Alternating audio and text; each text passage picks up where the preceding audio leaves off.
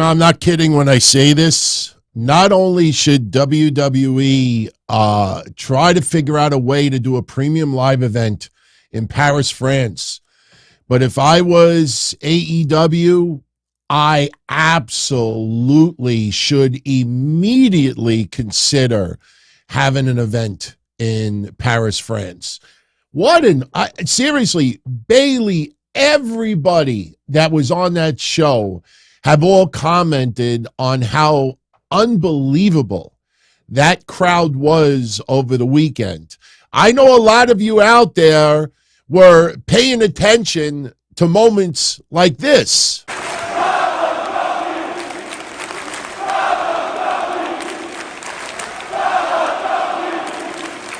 I mean, almost bizarre land, right? What about the crowd going nuts, singing along to Austin Theory's entrance?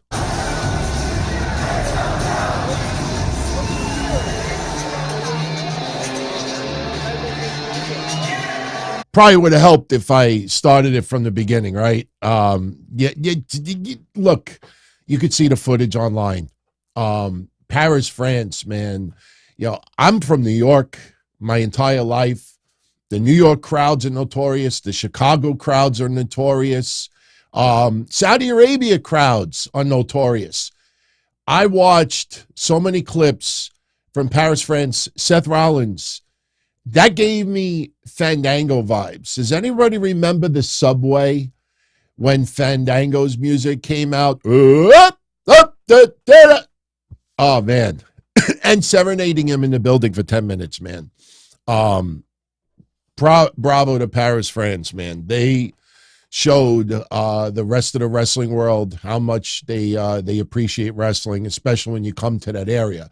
They don't get American wrestling touring their country all that often. So I had to mention it because I thought that was pretty fucking cool. And you know what? In hindsight, I think this draft was pretty fucking cool as well. You saw a lot of self-induced drama online on Friday, today as well. And I know I'm jumping one step ahead because we will get into the individual picks. But ain't nobody gonna fucking tell me that this Raw roster, as it is right now, is a disappointment, a letdown, a disaster. The draft sucked. You know why the draft sucked for a lot of the drama queens out there? Because in this day and age, everything has got to have the epic, amazing, unbelievable crackerjack surprise.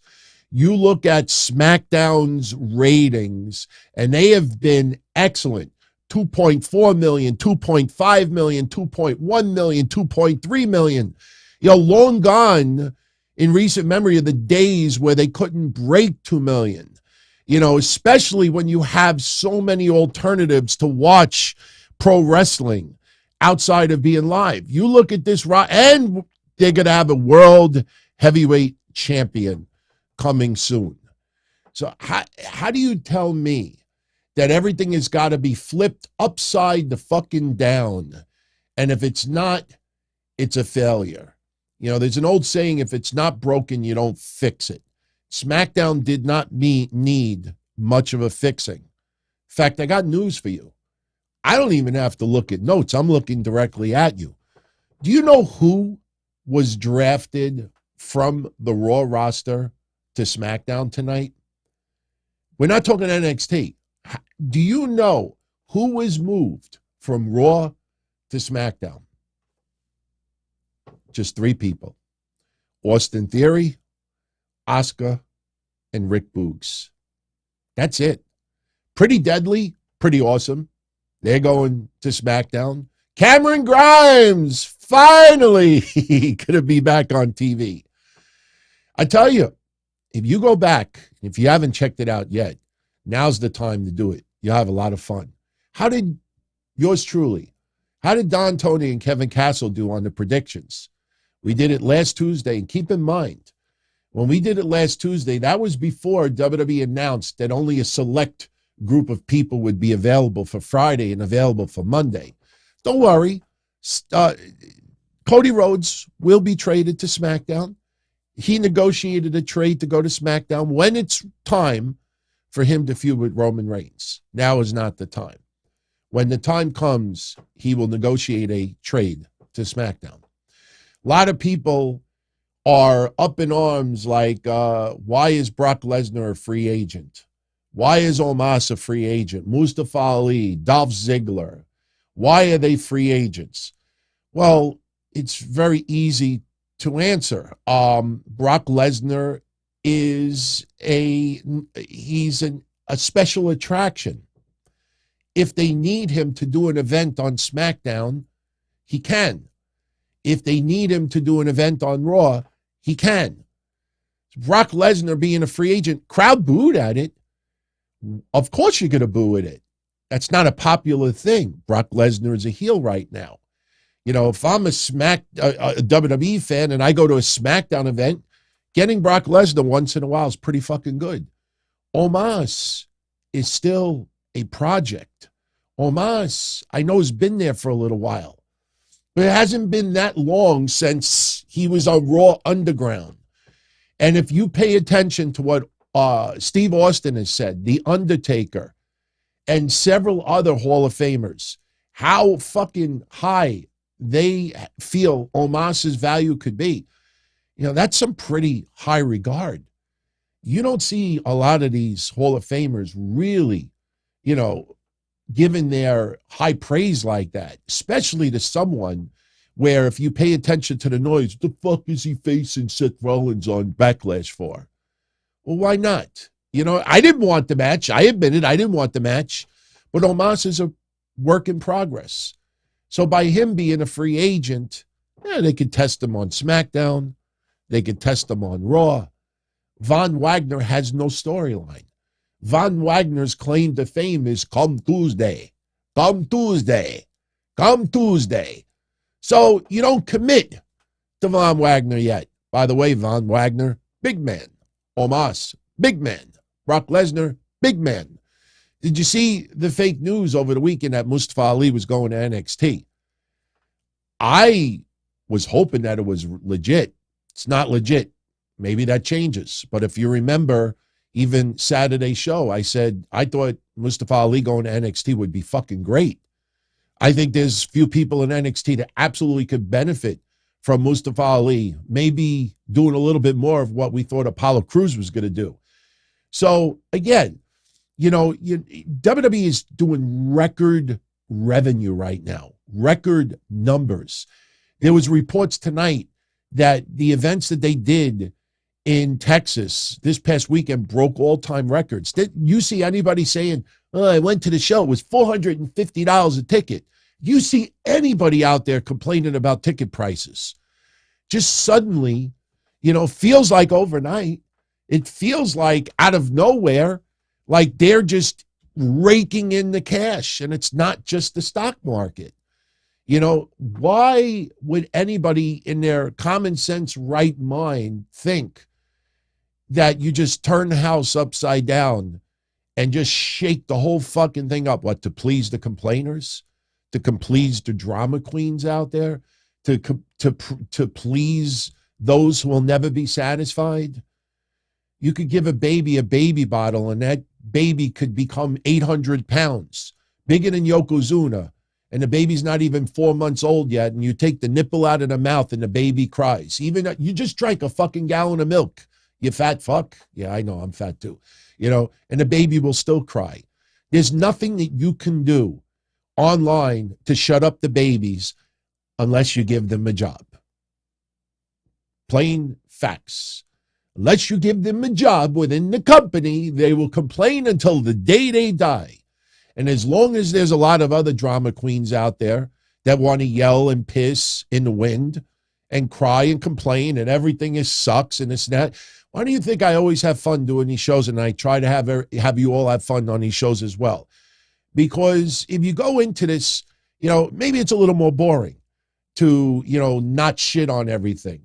I got news for you. At night, it feels kind of fun, you know, to just talk about things and talk about good shit and be, you know, you think, why would anybody want their blood pressure to go through the roof? You see little babies online crying tonight about the draft. And I'm like, I'm looking at it and I'm piecing it together and I'm like, it's not all that bad. So today's show is going to be pretty simple. We're going to recap the draft. We'll touch on Raw a little bit, get into a couple of news tidbits, nothing major. We'll get into the ratings, the weekend wrestling ratings, a little preview for the history show. I got to show you a doppelganger. If you have not seen this yet, it's going to blow your fucking mind. Look, I've seen a lot of doppelgangers in my life. This one might be at the top of the list.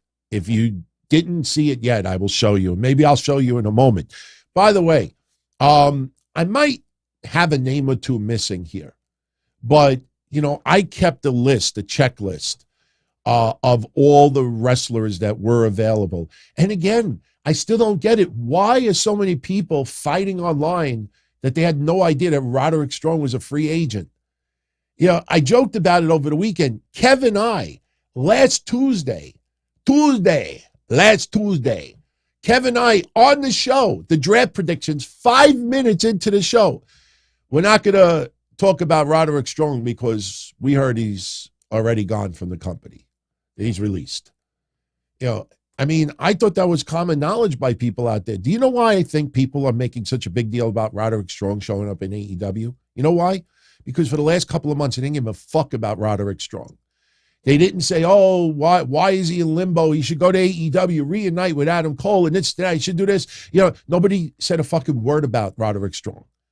They didn't say anything. So now he shows up there, and I think a lot of people have egg on their face, and they're gushing and making it epic, amazing, unbelievable. And now people are calling other people out like, why didn't you talk about this before? So I think that's why it's happening. But all right. So my list might not be 100% accurate, but I think it is. Hopefully before this show is over, my friends in the chat room will help me like they did on Saturday. By the end of the show, you will know where the supplemental picks went. This is the list that I compiled of who has not been drafted to Raw or SmackDown just yet. Or free agents. Xia Li, Tegan Knox, Riddick Moss, Tamina, Piper Niven, Nikki Cross, Johnny Gargano, Emma, Elias, Shelton Benjamin, Cedric Alexander, Dana Brooke, Los Lotharios, Baron Corbin, and Akira Tozawa. Those are the names that have not been drafted as of yet. I definitely look at this and, common sense, I think everybody and their mother thinks Gargano's got to go on Raw now. When everybody else, imagine that. You got Candice LeRae, Dexter Lumis, Indy Hartwell on Raw, and you take Johnny Gargano. Even though there's some people that don't like Johnny Gargano, now it would be asinine if you don't draft him to Raw. So I think it's pretty obvious. I think the only reason why they didn't draft Gargano tonight during the show is because they had, 6 rounds? They had 6 rounds. And, I think at the end of the day, they just figured, we don't really need to announce him on TV. I think everybody would kind of, expect him to be drafted to Raw.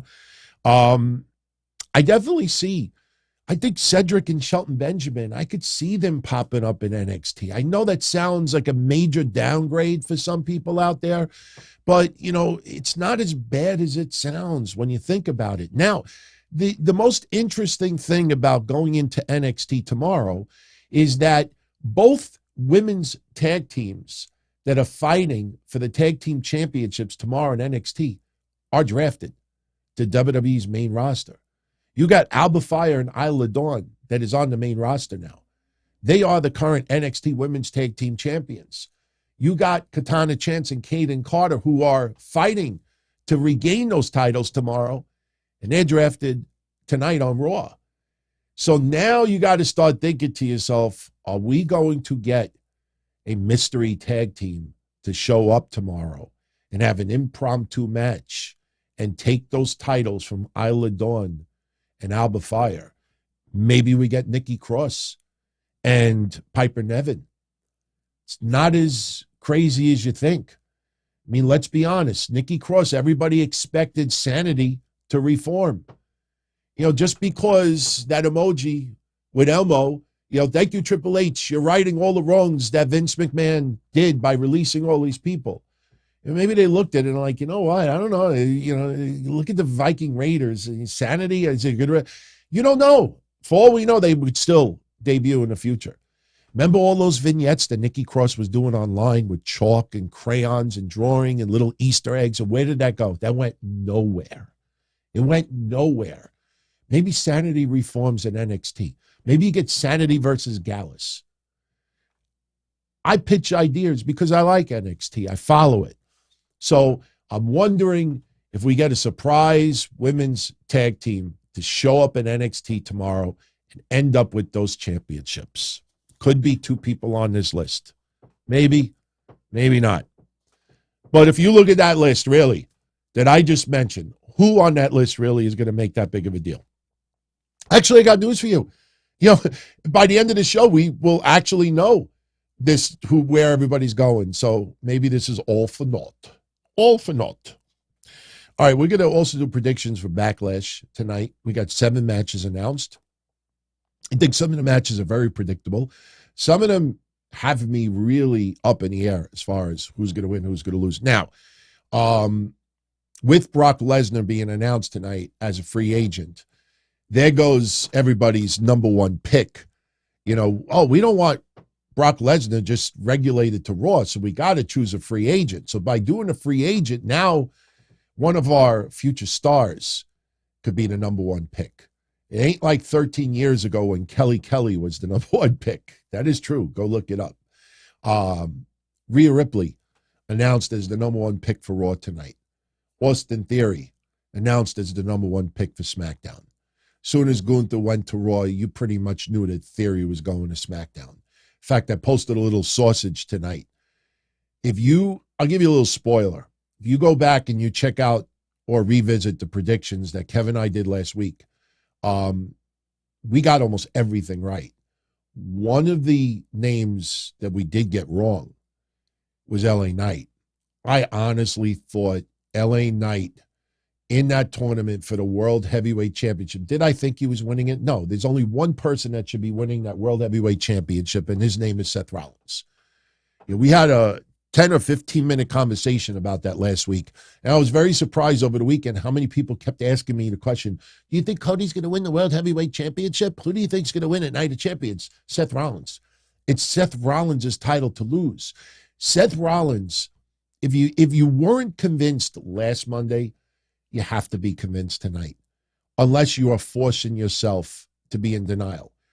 What Seth Rollins has successfully done in 7 days, what he has successfully done is make that World Heavyweight Championship not look like the pity title. Seth Rollins wins that championship. What did we say a week ago? Survivor Series. We could end up having Seth Rollins versus Roman Reigns for bragging rights. And by the time Survivor Series comes around, Seth Rollins probably defends that championship a hell of a lot more than Roman Reigns.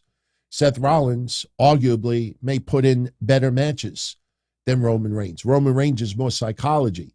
Seth Rollins is more in-ring. So Seth Rollins, in 7 days, if he wins that championship, he's someone that is going to put prestige in that belt, honor in that belt. He's going to show that, no, this is not the pity championship, that this is the real heavyweight championship. And I truly believe that without any doubt whatsoever. So I personally think, and thank you, Psycho.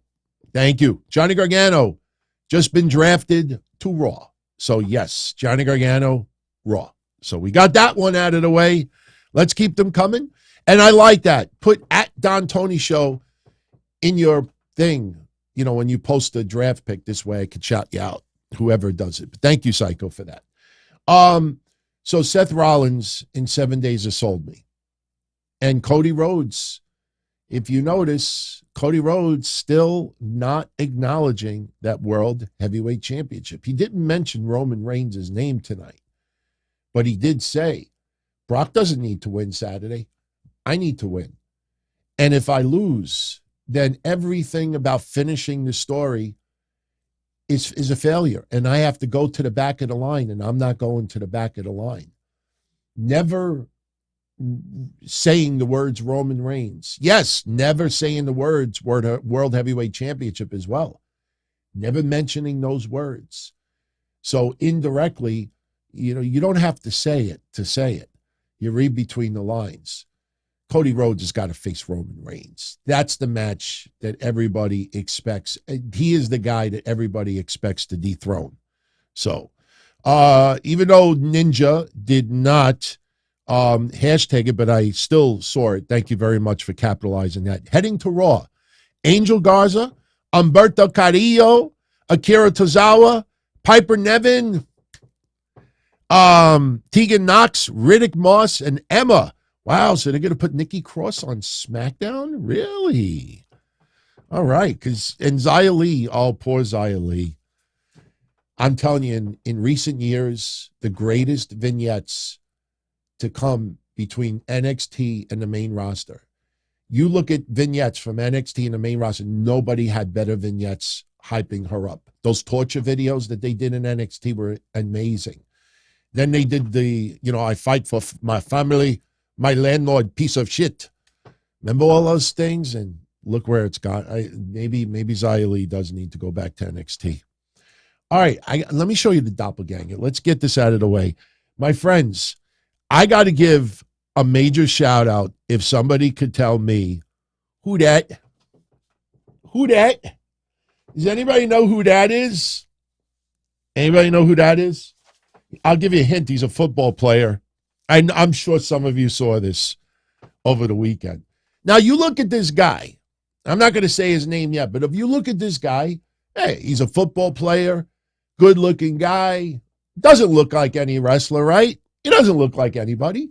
Does he look like anybody? Maybe he kind of has like a little Buddy Matthews look to himself, but really, he doesn't look like anybody. Well, his name is Payne Durham, Tampa Bay Buccaneers. Well, Mr. Durham has decided to tweak his look a little bit. He has shaved his head. He has trimmed his mustache. And my friends, this is not a Photoshop. I would like for you to see what Mr. Payne Durham looks like now. This is not a Photoshop. Is that fucking crazy? Or is that crazy? Seriously, I got Earl Hebner vibes, Brian Hebner vibes, or whatever the Hebners, the twins from back in the day. That is Payne Durham right now. Holy shit. I got to find out if Karrion Kross, if Killer Kross inspired that guy to get that look. I got creeped the fuck out. I looked at other pictures of him. I honestly thought Karrion Kross went to a Tampa Bay Buccaneers game. Somebody in the chat room was like, does he look like Kross? No, he looks like Tozawa. He looks like Tozawa. That's creepy, man. That is fucking creepy. That is just insane, man. I had to share with everybody because when I saw that, I was like, no way, man. How's that for a doppelganger?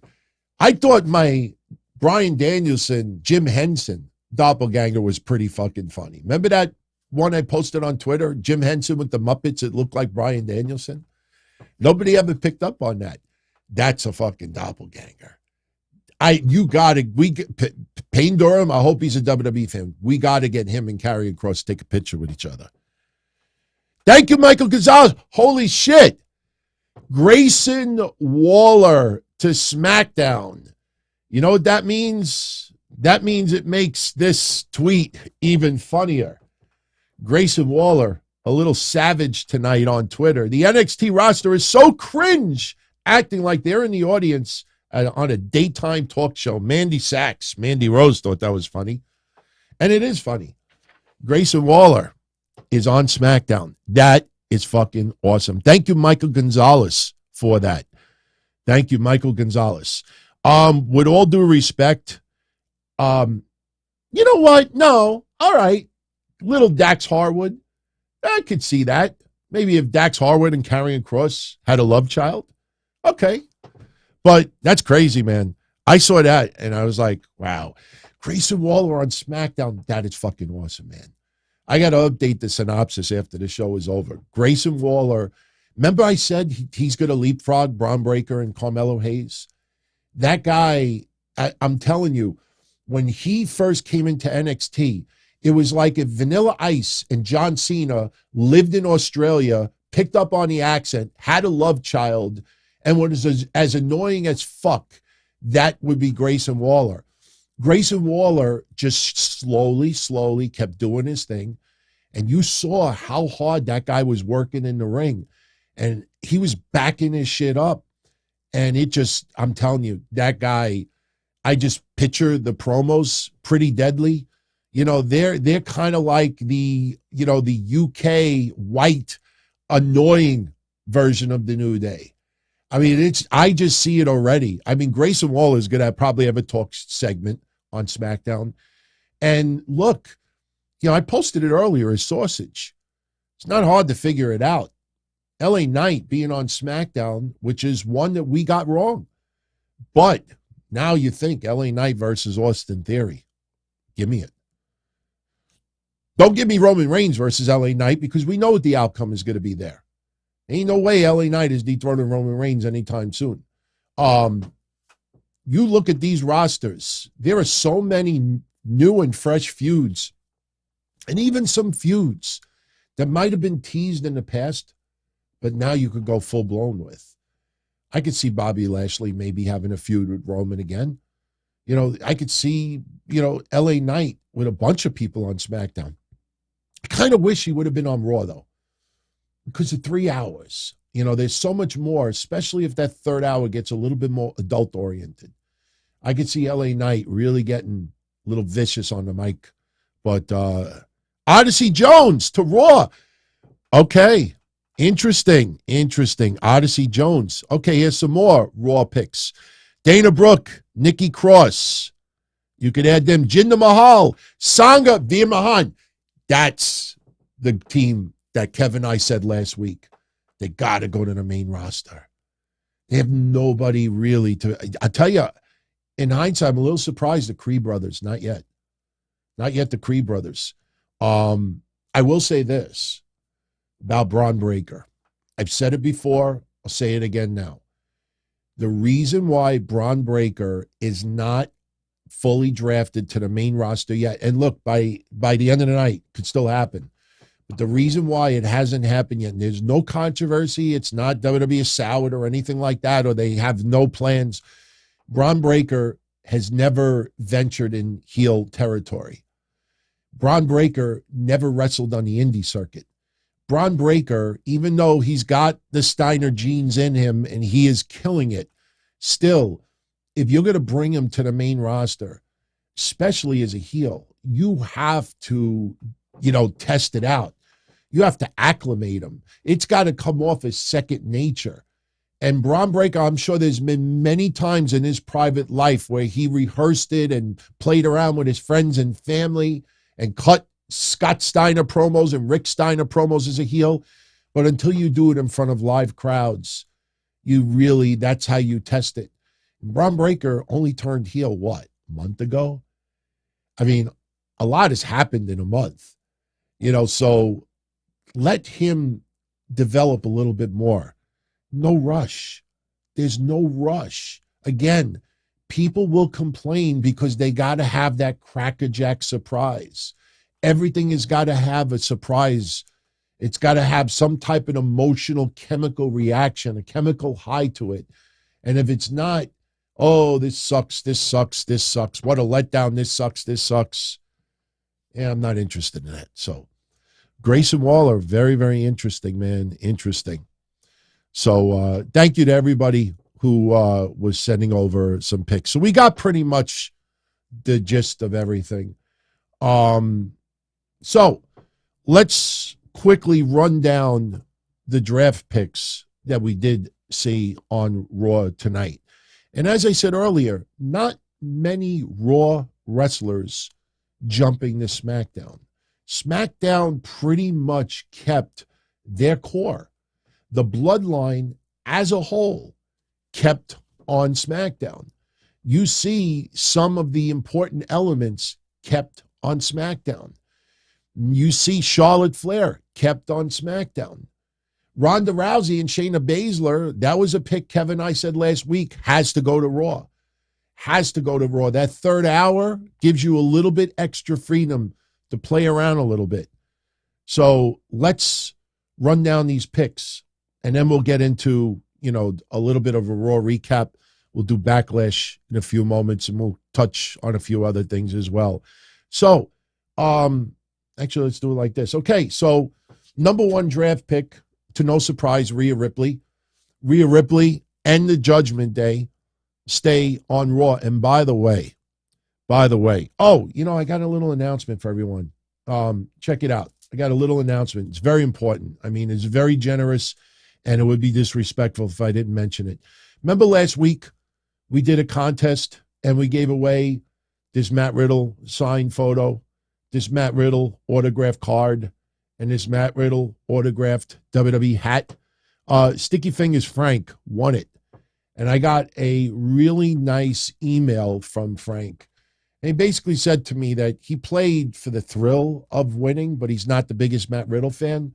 And he wants me to put it back in the pool and put it, up for grabs again. So we're going to do a contest shortly once again to give it away. Another thing, and by the way, I am giving Frank something else. I can't say what it is yet because I have someone trying to get me something in WWE. So I don't know if they're going to come through. If they come through, it'll be a fun story to tell you all. I'll give you a hint. It involves cameo. All right, it involves a cameo. Also, this Dominic Mysterio, limited to 49, this rookie card was never claimed. So this is now officially back in the pool. So just want to let everybody know. So we'll be giving that away in a little bit. Baron Corbin's a free agent. Hey, give us a little credit, because last week when we were talking about Corbin, we totally forgot about Corbin. And at the very end of the predictions, I remembered Corbin, and I said maybe Corbin should go to NXT. I'm not that off. Corbin is a free agent now. Think about that. Just imagine him showing up on SmackDown, knocking on the door. Hey, can I have a match tonight? Going on Raw, can I have a match tonight? Showing up in NXT, can I have a match tonight? Oh, I could see it already. What about Paul Heyman tonight? People got angry with me last week when I said, you know what? WWE should really piss everybody off and give the World Heavyweight Championship to Roman Reigns. Paul Heyman cuts a promo in the middle of the ring, and he's looking at this beautiful chunk of gold. And he says to everyone, that would look beautiful around the waist of the tribal chief Roman Reigns. Not only does he have one championship, but not two championships, but 3 championships. And I was like, yeah. Because I put that online last week, and people were like, shut the fuck up. Now, do I think Roman's winning it? No.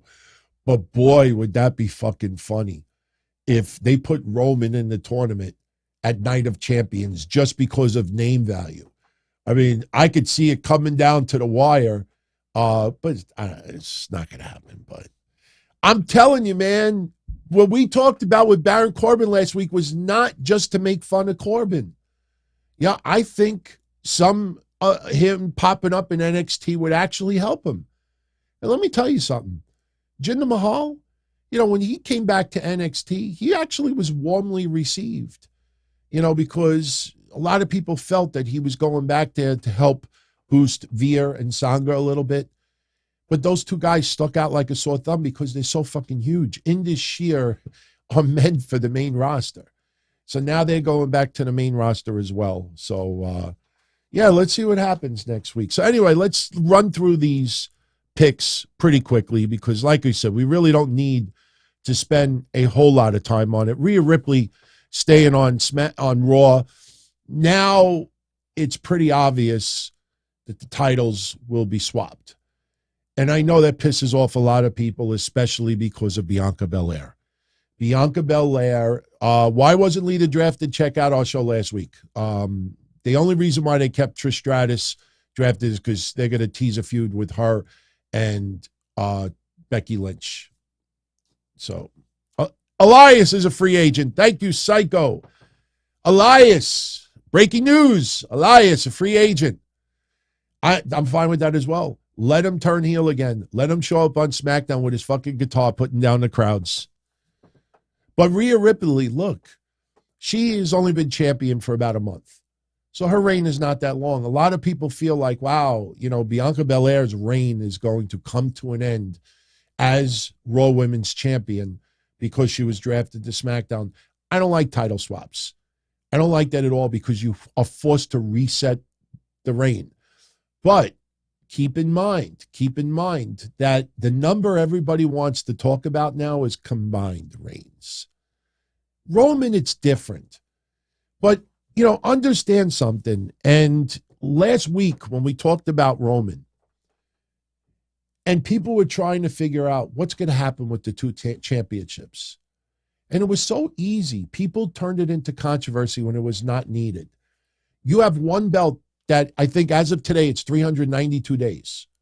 You have another belt that is on its way to 1,000 days. Well, which lineage are you going to pay more attention to?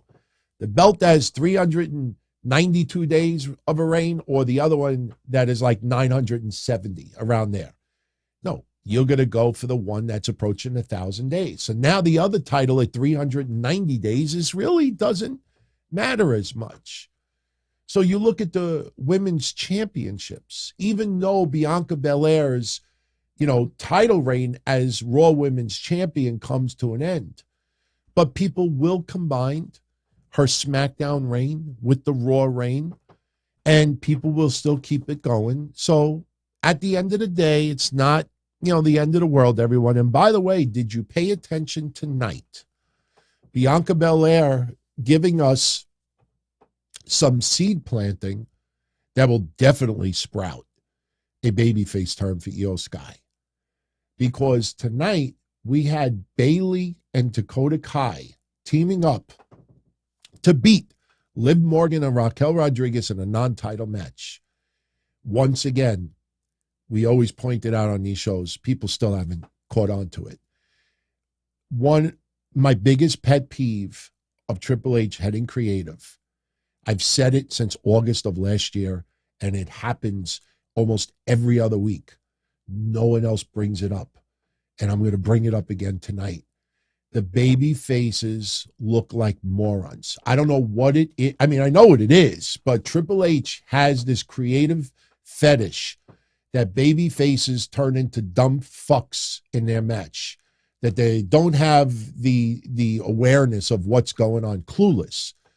Once again tonight, Liv Morgan fighting Dakota Kai. She didn't see the tag. She hits Oblivion on Dakota Kai, but here comes Bayley. Fruit roll up. 1, 2, 3. Liv didn't see the tag. Every other week that happens. I can't believe that no one is picking up on that. Since August, they did it like 2 or 3 weeks in a row. And I remember Natty over and over, Shotzi over and over. I'm like, what the fuck is it with these baby faces? Oh, she didn't see the tag, fruit roll up. They didn't see the tag, fruit roll up. It happens every other week, and it happened again tonight. And you know what else happened again tonight? Something that we picked up on weeks ago. That ever since the Latino World Order has formed, the LWO has turned into the LW0. They have not won a match as the LWO. Zelina Vega, as I've said before, has a better record than Santos Escobar in the LWO. Once again tonight, they lost. Go look up, because I know people are only catching up the last week or so. But we talked about that, and we said we hope it's not an April Fool's joke, but the LWO is smoke and mirrors. No, not smoke and mirrors. Oh, yeah. Why do you think they have Rey Mysterio get drafted with Legado del Fantasma? Why do that? Because they want Rey to be associated with a faction so you can mix and match. Plus, Rey's at the tail end of his career, so having tag matches prolongs Rey still being able to do what he can do. I'm not against it, But at the end of the day, does anybody truly feel like Cruz del Toro and Joaquin Wilde has a big future in the WWE? I hate to say it, but to me, it's nothing but smoke and mirrors. I don't care. Oh, it's the biggest selling shirt. Oh, I could picture the Vince McMahon Elias conversation. You remember that news report from a couple of years ago that no, it was Rusev Day. It wasn't Elias, it was Rusev Day. Remember? Rusev tells Vince, I have the hottest selling shirt. Oh, they're not chanting with you. They're chanting in spite of you. He had the biggest, hottest Rusev Day, was the hottest selling shirt around, and you saw how they treated Rusev Day. Do we need to revisit that? It's a cool looking shirt. It's the, flavor of the month. By the time everybody, buys the shirt and wears it, they're going to be like, wow. Now, I expect LWO to get some wins now once this roster split is completely in force. Their streaks will change. But there's no denying. I mean, if you want to say first 2-3 matches they lose, okay, there's you're double digits now, and they're still losing. But I will say this: the outcome of tonight's match has my view of Backlash a little bit different. All right, so let's get into these drafts results from tonight. As we said earlier, Rhea Ripley drafted number 1 to Raw. Austin Theory moved to SmackDown. Love the pick. Again, a lot of these picks are exactly what we talked about last week in the predictions. Seth Rollins remaining on Raw, a given. He is the favorite to become the world heavyweight champion. Becky Lynch also on Raw. A lot of people now are lobbying for Samantha Irvin to go to Raw, be the commentator for Raw. I'm telling you, that's not out of the question because obviously Ricochet, I know we're jumping a little ahead, but Ricochet moved to Raw as well. Charlotte Flair remains on SmackDown. No surprise there, obviously. Sami Zayn and Kevin Owens. Okay, people are creating unnecessary drama tonight. They are still the undisputed WWE Tag Team Champions. They will defend their championships on Raw. They are Raw stars. There will be a SmackDown tournament to determine new number 1 contenders for the SmackDown Tag Team Championships. They're not going to, try to create one belt like some whack jobs in the media world were saying tonight. There's no controversy here. Eventually, they will lose the SmackDown Tag Team Championships. The reason why they have not lost those belts yet is because storyline is going to progress at WWE's pace and not what social media wants to dictate it. Not only that, you definitely want to use Kevin Owens and Sami Zayn once in a while, maybe at a SmackDown Live event, maybe after SmackDown goes off the air, dark match. But in the end, they will, once they are there's going to come a day that Sami Zayn and Kevin Owens are no longer going to be tag team champions. Both belts. It's going to come a day. They're not going to be tag team champions for 800 days. When they lose both belts, they will be labeled Raw stars. That's it. No controversy. There's no controversy. There's nothing. They are Raw wrestlers, but they still possess SmackDown gold. They're going to have to defend it. That's it. Plain and simple. The Usos remain on SmackDown, and that's probably one of the most important things that Kevin and I talked about last week. You knew they had to break away from Riddle, Sami Zayn, and Kevin Owens. That people were tired, with all due respect, of Owens, Zayn, and Riddle in the bloodline. Not as much Riddle, but we have had Riddle versus a bloodline member for so many consecutive weeks, people are kind of tired of it. So keeping the Usos on one brand, Sami and Kevin Owens on the other brand, definitely the way to go. Yeah, their paths could cross again if there's a title shot. Don't be surprised if a house show may have a title match because that draws. I mean, it's you're going to get the people online, oh, you see, they couldn't help themselves. Oh, shut the fuck up.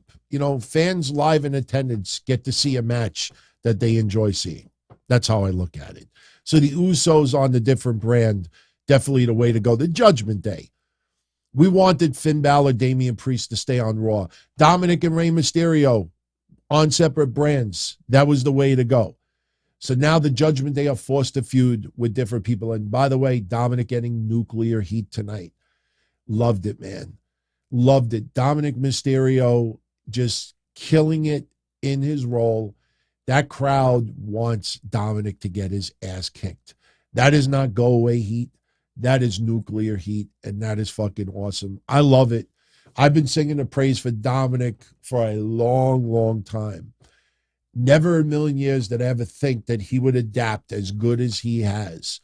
And Rey is a big reason behind it. Finn Balor, Damian Priest, Rhea Ripley, all big roles. Keeping him on Raw, a lot of fun, man. A lot of fun. Definitely looking forward to that, to seeing what is next. The LWO, as we said, remaining on SmackDown, best way to go, keeping them away from Judgment Day. Even the storyline tonight, Dominic playing off like, they went to SmackDown because they're afraid of us. And Ray's like, no, we were chosen to be on SmackDown, you idiot. But again, unfortunately, LWO near perfect. They lose every time. But I believe that will change. I do believe that will change. All right, next. Liv Morgan, Raquel Rodriguez moved to Raw. I'm not going to lie, this kind of surprises me a little bit. This kind of surprises me because, and look, with Braun Strowman on Raw, they really like to keep their couples together, and we've seen that for a while now.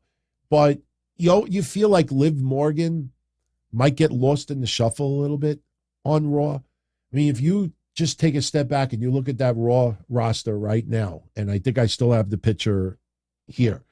If you look at the women on this roster, I feel like Liv Morgan is going to get lost in the shuffle. Do I see them keeping those tag team championships for the foreseeable future? No, I don't. But keep in mind, they are the tag champs for both brands, not just Raw. But once they lose those titles, they will be Raw wrestlers. But again, even after they are no longer champions, it feels like Liv Morgan is going to be lost in the shuffle. Outside of Becky Lynch, or Ronda Rousey, maybe Shayna Baszler, it looks like and Rhea Ripley, obviously, but Rhea Ripley is Teflon right now. You're not going to do anything to change Rhea Ripley. Look, I think down the line we get Raquel Rodriguez and leave Rhea Ripley in a feud. I think that's a feud people really want to see, develop. Not just one match here or one match there. I think that actually could turn into something really, really interesting. All right, moving on from tonight's draft. Asuka moved to SmackDown. That's another one last week. Something fresh, a little new. The only problem is you have Bayley still associated on the same brand with Asuka. One consolation is Io Sky will be on SmackDown as well. As I said earlier, Bianca Belair planted seeds tonight big time, where she said that Bayley and Dakota Kai, they're out for themselves and you don't see it and this and that, and trying to make Io Sky like wake up. And we said it last week that Dakota Kai and Bayley, it feels like that they will remain a cohesive unit. I see it a mile away that Io Sky turns babyface. Who knows? Maybe Io Sky and Asuka end up becoming a tag team, and that might be your next women's tag team champions. And again, the interesting thing about it is when you have one set of women's tag team titles, that women's tag team can appear on a Raw. So if Asuka and Io Sky end up becoming a tag team and they win the tag belts, you will see them make a cameo on Raw. Again, it was only a couple of months ago, the roster split is dead. Does it feel like the roster split is dead? Or you feel like a lot of people clickbaited people? It wasn't that long ago. So keep in mind, we only have one set of women's tag team champions, and they will pop up on the other brand. if they're champions. So I like this move. I just don't want to see Bianca and Asuka intertwining with each other. We just had that at Mania and kind of fell flat, if we were going to be a little bit honest. The New Day moving to Raw. That kind of surprises me a little bit as well. I mean, the New Day, pretty deadly, already had a program in NXT. But the New Day going to Raw, I feel like SmackDown, it just fits a little bit better. I don't want to see the New Day start being the breeding ground to put a lot of other tag teams over. But, you know, Kofi is injured right now. Big E is still obviously out. And Big E was not part of the draft for that reason. But they are moved to Raw. Right now, Xavier Woods is riding solo. And who knows, maybe Xavier Woods ends up in that Night of Champions tournament. All right, continuing on. The Brawling Brutes, yeah. As soon as Drew McIntyre got drafted to Raw, you had to keep Sheamus on the other brand because they were no longer going to be a tag team. And hell, I'm not going to lie to you. I've said it before. For some reason, I want to see Roman Reigns feud with Sheamus. Even though I know what this outcome is going to be, I actually would dig Roman Reigns having a nice, good feud with Sheamus. I think it would be pretty fucking good. I think it would be a little bit different. I could see the Usos feuding with the Brawling Brutes as well. But Michael Cole, it's fight night. You can't change that. That's why we need Samantha Irvin on Raw, just for the Imperium announcement. You know, how she does it. I mean, my God. She gets into it. Gunta, Imperium. She changes her accent. She gets into it, man. I love the way she calls Imperium. So you almost feel like Samantha Irvin has got to go to Raw. So, all right, let's continue because we don't have too many picks. We're about halfway through. Trish Stratus remaining on Raw. That allows her to continue her feud with Becky Lynch. And listen, Trish Stratus is going to have a couple of matches. And when you look at this roster, there are several people that she could squash. With all due respect, remember the other names we said earlier who were drafted to Raw. You think of the Emmas and everything else. Come on. You know there's matches coming where Trish is going to squash them like a grape. They're going to be eating a little bit of Stratus faction to set that shit up. So Trish Stratus stays on Raw. Karrion Kross stays on SmackDown. A lot of us thought it would be cool to see him on Raw. Maybe get into it with Damian Priest, Seth Rollins. There's a few people.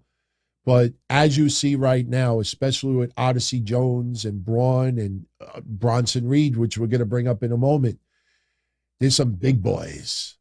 There's some big boys on Raw. And then you got Omos that could be on both brands. Karrion Kross, I could see him falling in line with more like the Sheamus, maybe a little bit Austin Theory would be a little interesting. Maybe a little LA Knight. I think they want to, just let him, develop a little bit more. And, we'll see what happens. We'll see what happens. But he and Scarlett will remain on SmackDown.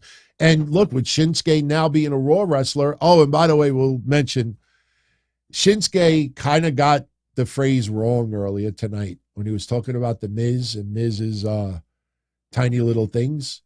I actually did a little research and I actually translated it, heard it, found a couple of sites.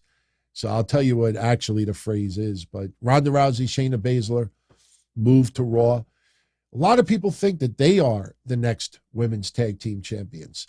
I tell you, maybe we're going one step too far ahead with Io Sky and Asuka. Maybe Ronda and Shayna end up becoming your next tag team champions, and maybe that then leads to a feud with Io Sky and Asuka. That would be interesting. I just don't know about Ronda Rousey, like dictating or going back and forth with Io Sky and Asuka. I just feel like, she's too methodical because of her in-ring repertoire. I don't know how that would gel, but they're going to be moved to Raw. And the funny thing is, Shayna Baszler on Twitter tonight, she's like, we'll go wherever we want.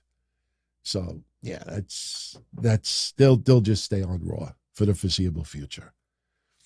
All right, continuing with this draft tonight. LA Knight, as we said earlier, remains on SmackDown. A lot of people want to see him feud with Roman. I think Austin Theory is a possibility, or sooner than later. LA Knight, he's going to be on his way as being the number one babyface on SmackDown. Problem is, he ain't going to be the one to dethrone Roman. No matter how much people insist that it's on the table, it's not on the table. LA Knight, I kind of wish that he would have been on Raw, because I think there's some stronger match possibilities. But, for now, he remains on SmackDown. So, yeah, a lot of people in the chat don't want to see him versus Roman Reigns. I think him versus Austin Theory might be a fun feud. And I could see Austin Theory losing that championship sooner than you expect. I think there is a very legit chance of LA Knight dethroning Austin Theory. Hell, a lot of people think that Bobby Lashley and Austin Theory might be revisited. I know we're having a three-way this weekend in Backlash, so that's going to be interesting, because now when you think about it, there's one person in that match that has zero chance of winning it. I think you can figure out who that is. In fact, he might be coming up soon. Ricochet and Braun Strowman moved to Raw. Okay, I'm fine with that.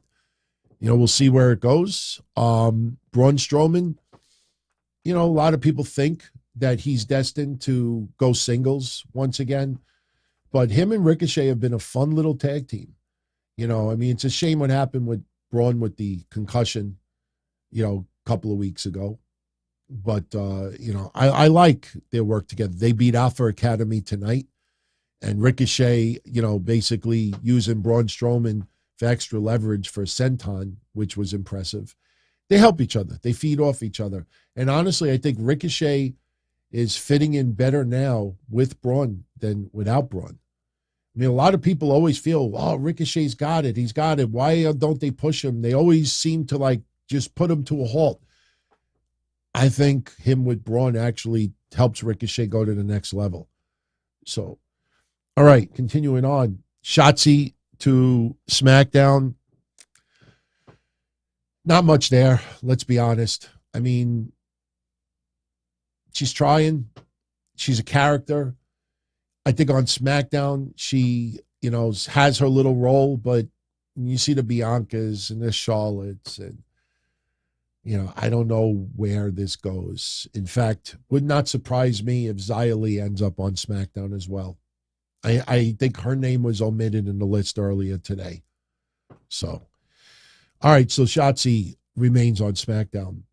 Yeah, there's your guy that is not winning the United States title at Backlash. It would make no sense. It would throw everything in major disarray. Now since he's drafted to Raw and with Gunther on Raw as the Intercontinental Champion, Bronson Reed will remain on Raw. A lot of big boys on Raw. You better reinforce those rings. Hey, we'll see where it goes. I personally think this is a good choice for him to be on Raw, because there are way more. You could see him feuding with Braun in the near future. You could see this a mile away. There are some big boys that he could feud with for the next 6 months with no problem whatsoever. And I think the more he feuds with the big boys, I think the more that he may have a chance that he'll click with the fans. I don't want to see him squashing small guys. And Anthony, Alanis, like earlier today with Omos. Pointless match. Don't know why it was done. I know why it was done. It was just to remind us how dominant Omos is, against a no-namer. But he's got to have his hands full with Seth Rollins on Saturday. All right, winding down this draft from earlier today, Pretty Deadly on SmackDown. I can't wait. I know there's a lot of you out there. I totally get it. There's a lot of you out there that it hasn't clicked with you yet. Believe me, I was there at some point. I was there with the Grizzly Young Veterans. I was there with, a lot of teams in the past. that team is going to fit like a glove. I'm telling you, you're going to pick up where the New Day left off. Just, they're on the opposite side of the coin. They will be antagonists. That's going to be a sleeper. You're going to see a lot of people tweeting how much listen, not everybody watches NXT. Not everybody follows it. People pretend to follow it, but a lot of people still really have not seen much of what they can do. Now you put them on a major stage like that, I'm telling you, that's going to be good, man. That's going to be one of the sleeper hits coming out of this draft. Alpha Academy stays on Raw. I will say this. Some tag teams and factions will still split up. It's going to happen. I mean, there's some names, obviously, Street Profits, that people eventually it's gonna happen. And that's another one. Montez Ford. Maybe he feuds with Roman Reigns in the near future. I want to see Austin Theory and Montez Ford feud. I think that in some way is almost like John Cena, Randy Orton down the line. No, I don't believe either one will be on the level of what John Cena was. But when back in the day, John Cena, Randy Orton, the future of WWE, and their feuds were very, very interesting because they came in almost at the same time. I know Montez Ford's been there a little bit longer, but I think Montez Ford and Austin Theory, as far as the future of WWE, they just give me vibes of John Cena and Randy Orton from back in the day. Just as far as, you know, how high in the food chain they could go. But Alpha Academy, as of right now, still remain on Raw. Maximum Male Models, Maxine Dupree, also on Raw. So we know where that's going to go. Oh, yeah. I mean, I still fucking love when Otis does that, man. That is just that's just a lot of fun. And that will continue. Rick Boogs going to SmackDown. You know, he was kind of on SmackDown for a while before the injury. You know, hey, who knows? Maybe 6 months from now, he'll be feuding with Roman Reigns. Rick Boogs has a lot of potential. We'll see where it goes. I have an open mind with Rick Boogs. In fact, you know what? I wouldn't be surprised if down the line we have Rick Boogs feuding with Karrion Kross. Don't ask me why, but I actually think that might be better than people realize. Katana Chance and Kayden Carter moving to Raw makes NXT's match tomorrow even more interesting. They are good, man. They are good. And I remember those days where Katana Chance, she looked more of like an acrobat. Remember when she was dating Ricochet? You felt like, you know, like she was trying to be like Ricochet, the female Ricochet, and a lot of the moves just felt like she was doing acrobatics. She put it together. And her and Kayden Carter are a lot better than people think that they are. I just hope they don't get squashed, you know, because they are still a very young tag team. But they have definitely gone, you know, a long way developing, and they work beautiful with each other. That's a tag team you do not split. You do not split. Gable Steveson is still training. He's still, you know, a while away. That's why he's not part of this draft. He's still a Raw wrestler, but he wasn't part of this draft. People are not, you know, I don't want to say part-timers. People who are not active on the main roster and NXT are not in this draft. We talked about it last Tuesday, Kevin and I. And the final pick for tonight, Cameron Grimes, SmackDown. And I like that, you know, yeah, he's got the shaved chest now, and he's showing off the abs a little bit. But this reminds me a little bit more of old school Cameron Grimes. There was one point where it felt like they removed too much hair. If you remember, he just looked like an indie guy.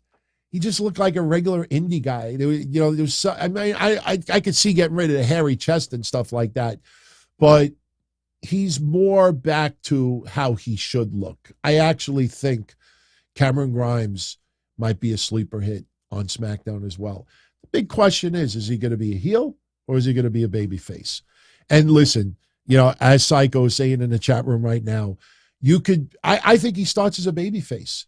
I think he starts as a babyface simply so the crowd could go to the moon. Believe me, little things like that could be the reason why he remains as a babyface. So, but that is your draft that happened earlier tonight. While I was going over the picks, I saw 2 super chats come in. Ryan Armstrong with the 5 spot. Thank you, Ryan. So if Sami and KO do not attend Saudi shows, how are they the WWE Undisputed Tag Titles defended at Night of Champions 2023? Who said that every championship had to be defended at Night of Champions? Sami Zayn and his religion, his views, no one is forced to go to Saudi Arabia. They are not going to be punished for not going to Saudi Arabia. When WWE 6, 8, 9 months ago decided that Kevin Owens and Sami Zayn were going to dethrone the Usos, they know that in 2023 and 2024 and 2025 that they're going to be going to Saudi Arabia. And they know that last year when they saw WrestleMania and they saw Saudi Arabia in May, you don't think Vince or somebody could, what do we do about Saudi Arabia? Why? Wait, they don't sound like that. You know, what do they do? You think this was not discussed? So, no, this is not, oh, they don't compete. Then he lose. That's playing, a little bit too strict here. They're not going to be dethroned. They're not going to be stripped. Not every championship is going to be defended. Wouldn't surprise me if we see an injury angle or we see a suspension or something where they get taken out in storyline, and that's why they don't defend it. But they'll probably defend it a week or two before Saudi Arabia. But no, it's not even something on the table, to be honest with you. They're not going to lose those belts because of that. And Clone Force 99 with the 5 spot. Cody will win Money in the Bank and cash in RVD style on Roman and beat him at SummerSlam. I don't think Cody Rhodes, I tell you, you look at Money in the Bank moments. I know a lot of you probably weren't even watching WWE when Dolph Ziggler cashed in. That is one of the most fun nights I have ever seen with a cash-in. I could picture that crowd losing their shit if Cody Rhodes' music hits and he cashes in the briefcase. And no, I don't think it would be a cheap win. But let's be honest, there'd be enough people online. This is finishing the story?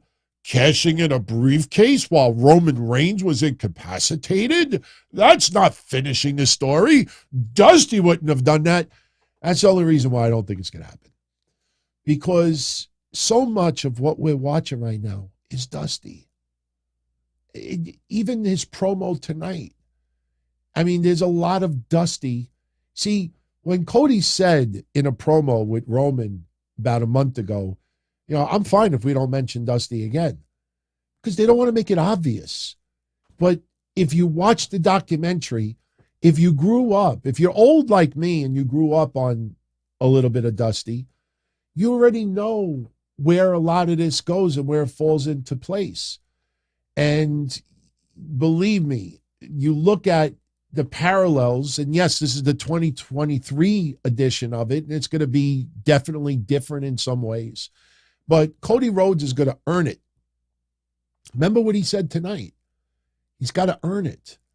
He's not going to take a shortcut. He's going to earn everything. You might feel, Cody, you got an opportunity. Take it.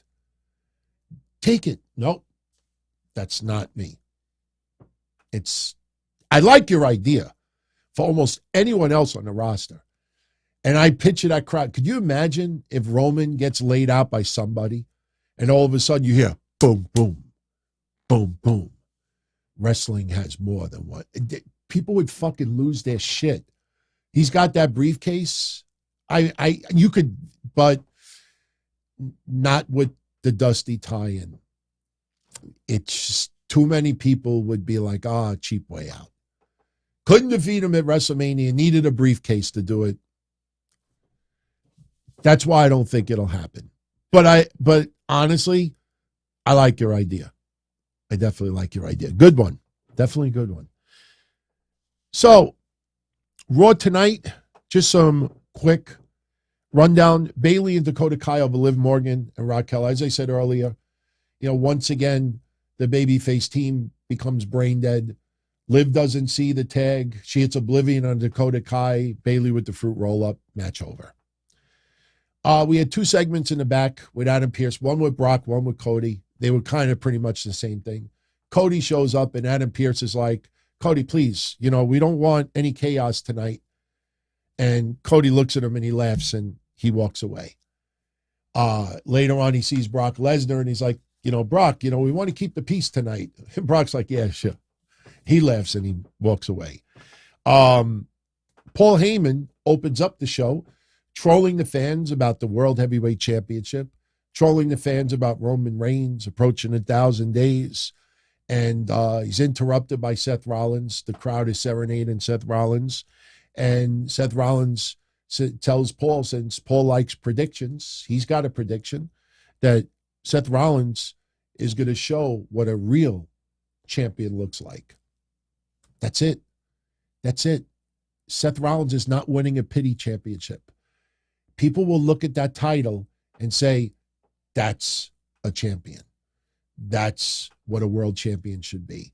Seth Rollins will force you to put more respect on that championship. I got news for you. I'm not saying that this is going to happen, but it's definitely something you got to keep in the back of your head. When Triple H said that Roman Reigns negotiated himself into not defending the title all that much, that's almost a Brock Lesnar storyline from years ago. You remember when Brock was sitting in the back reading Country Magazine and he would defend the title like every couple of months?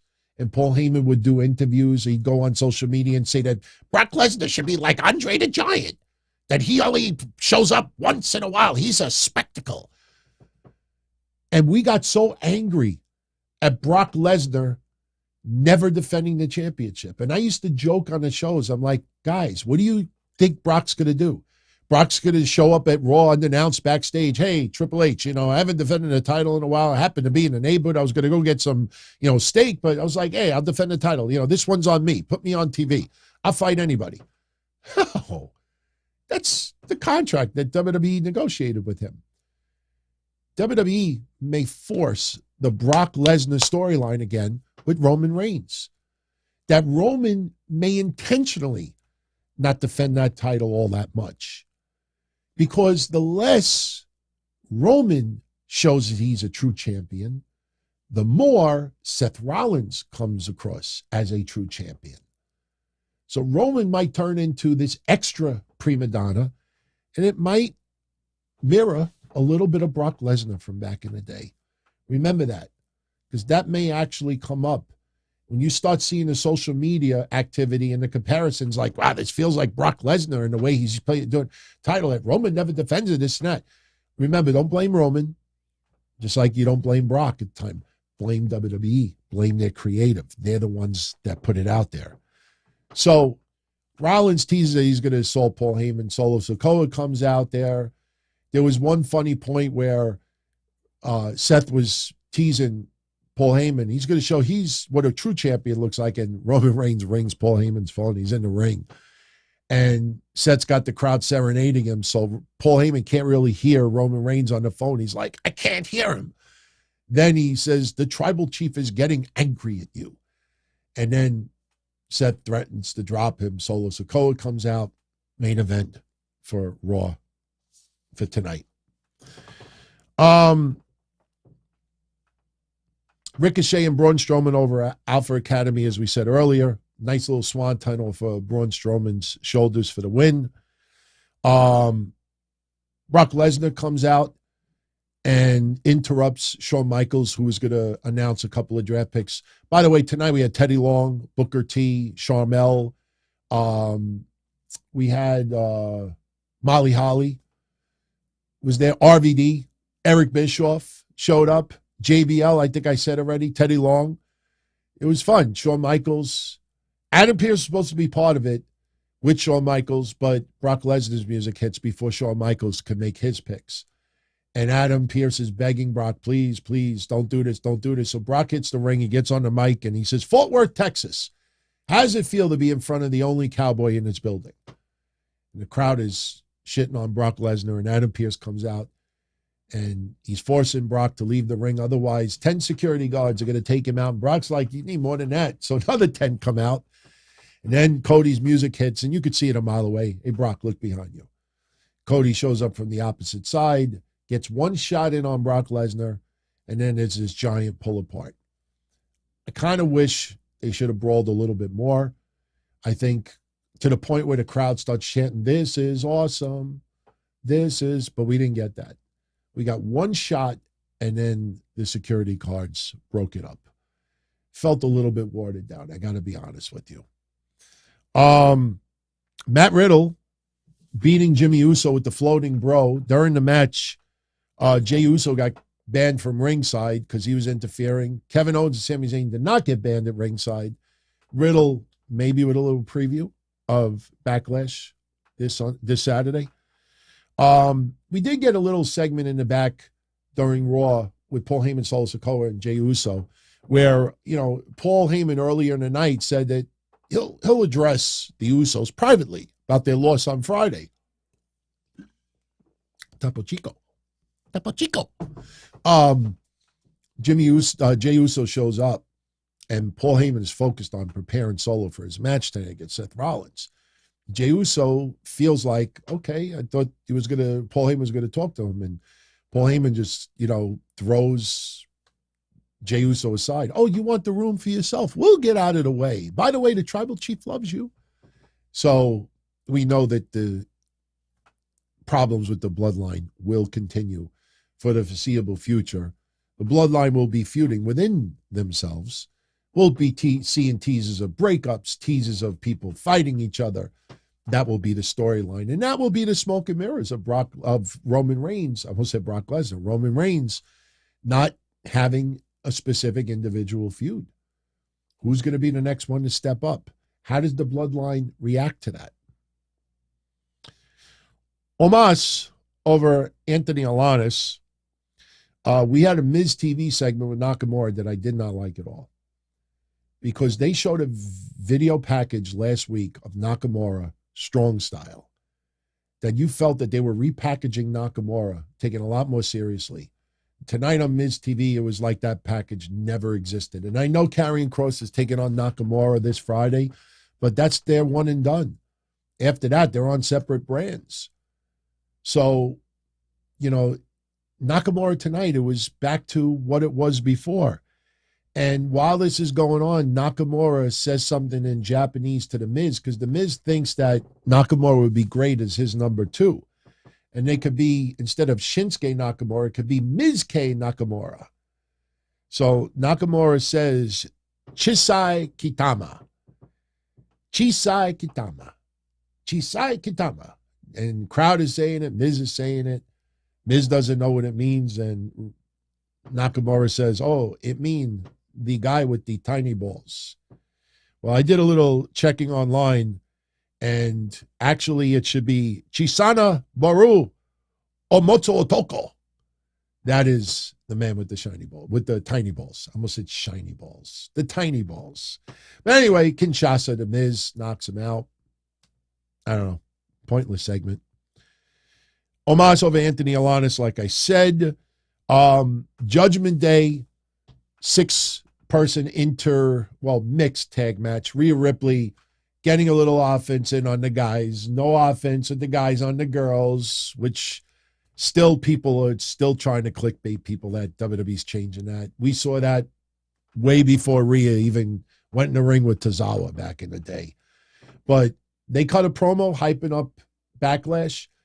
I loved when the fans started doing the what chants to Damian Priest, and he decided to go Ricky Ricardo on them. And then he's talking, Bad Bunny, what? At Backlash this Saturday, what? And he just paused for a minute, And all of a sudden, he's like, it sounds Japanese more than Spanish. He just went Ricky Ricardo. If you ever watched, I never liked I Love Lucy, but you know what I'm talking about. He started speaking like speed, like he'd sound like Excalibur, hyping up like the next episode of Rampage and Dynamite. He just talked so fast, like people were like, what? Like he started talking Spanish. They didn't know what the hell he was saying. Rhea Ripley gets on the mic. Finn Balor gets on the mic. Dominic Mysterio gets on the mic. Fucking nuclear heat, man. Nuclear heat. And I love it. I love it. I wish I could feel what Dominic Mysterio must have been feeling just looking around at this crowd and hearing how they reacted to him. Rey Mysterio must have probably been in tears backstage. It's a fucking beautiful thing to see. But anyway, we get the 6-person mixed tag. And unfortunately, as we said, the LW0, not the LWO, the LW0, they lose once again. This time around, Ray tries to hit a 619 a couple of times. One time, Finn Balor, gets involved in the match, gets Damian Priest out of dodge. Santos Escobar tries to interfere with no success. Zelina Vega with a little bit of offense on Rhea Ripley outside the ring. Hit a nice Meteora, by the way. But in the end, Rey Mysterio gets a little bit of an upper hand on Damian Priest, sets him up for another 619. This time around, Finn Balor moves Damian Priest out of the way, eats the 619. Damian Priest with the South of Heaven for the win. And we go into Backlash with the Judgment Day on top. Cody Rhodes with a promo in the back. Brock Lesnar is in his head. Brock negotiated free agency. What Brock wants, Brock gets, just not Saturday. And he says, Brock Lesnar does not need to win. I do. And if I don't win, the whole idea of finishing the story doesn't exist, and I go to the back of the line, I will never go to the back of the line ever again. So that sets up. My predictions might be interesting for some people out there because I've thought about the match and I think I know where the outcome could lead. And as I said earlier, Bianca Belair solidifying those seed planting that Io Sky will turn babyface and probably get jumped from Bayley and Dakota Kai. And who knows, it could happen at Backlash. We may see, or the following SmackDown, we may see, Io Sky in defeat. Hey, we won, you lost. You could see that already. Bayley getting on the mic. The SmackDown afterwards. Look at Backlash. You lost. Last Monday on Raw, we won. We won, you lost. Do you understand English? I win, you lose. And that could be the beginning of the end of Damage Control. And the main event tonight, a little bit of a clusterfuck. Seth Rollins defeats Solo Sikoa by disqualification due to the Usos interfering. They went a little bit late. We were at 10:59 p.m. and we get no Raw overrun anymore. And soon as the match is thrown out, a little bit of brawling in the ring, and here comes running down. I never saw Kevin Owens run that fast before. He ran down Riddle, Sami Zayn. One day Riddle's going to, and I love Riddle. I've turned the corner with him a long time ago. One day he's going to run down that ring and those sandals are going to get caught. Because believe me, I have had sandals on and my doorbell rings and it's UPS and I fucking get up and book. Now I'm just going from my bedroom door to my front door and I have tripped on sandals. I have taken some dives. I could only imagine it just physically, scientifically not possible unless you crazy glue the soles to your feet. You just can't run that fast in sandals. I watch all these ghetto videos of people brawling in different areas in the United States, and most people for some reason, wear sandals when they brawl outside. And you see these people running after each other. I'm like, how the fuck you running that fast in sandals? But they come running down ringside. They're brawling. Oh, Backlash, and we go off the air. 1, 2, 3, done. And that's how Raw ended up tonight. I liked it. I thought it was a fun episode of Raw. The Omos match, I think, was just to reiterate And listen, I'm not going to lie. You know, we still don't even know why Brock Lesnar went after Cody Rhodes. I'm the real cowboy. You're like, we still don't know why. There's been no, like, and look, Brock just could say, why did you do what you did to Cody? Because I don't like him. Brock could have said something simple as that. I don't like him. I don't like the Rhodes family. And that's it. I think people would have been like, it's good enough excuse for me.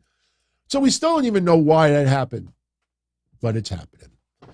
So that means we should bring up some Backlash predictions. Let's do it. As Tone Loc used to say, let's do it. I heard that song earlier today. That's why. All right. So Backlash this Saturday. By the way, I don't know if we should do a recap Saturday night. I'm not sure yet. By the way, this Wednesday, I'm probably doing audio only for Wednesday Night Dynamite, only because I might be visiting family. And if I do it on site, there's no camera there.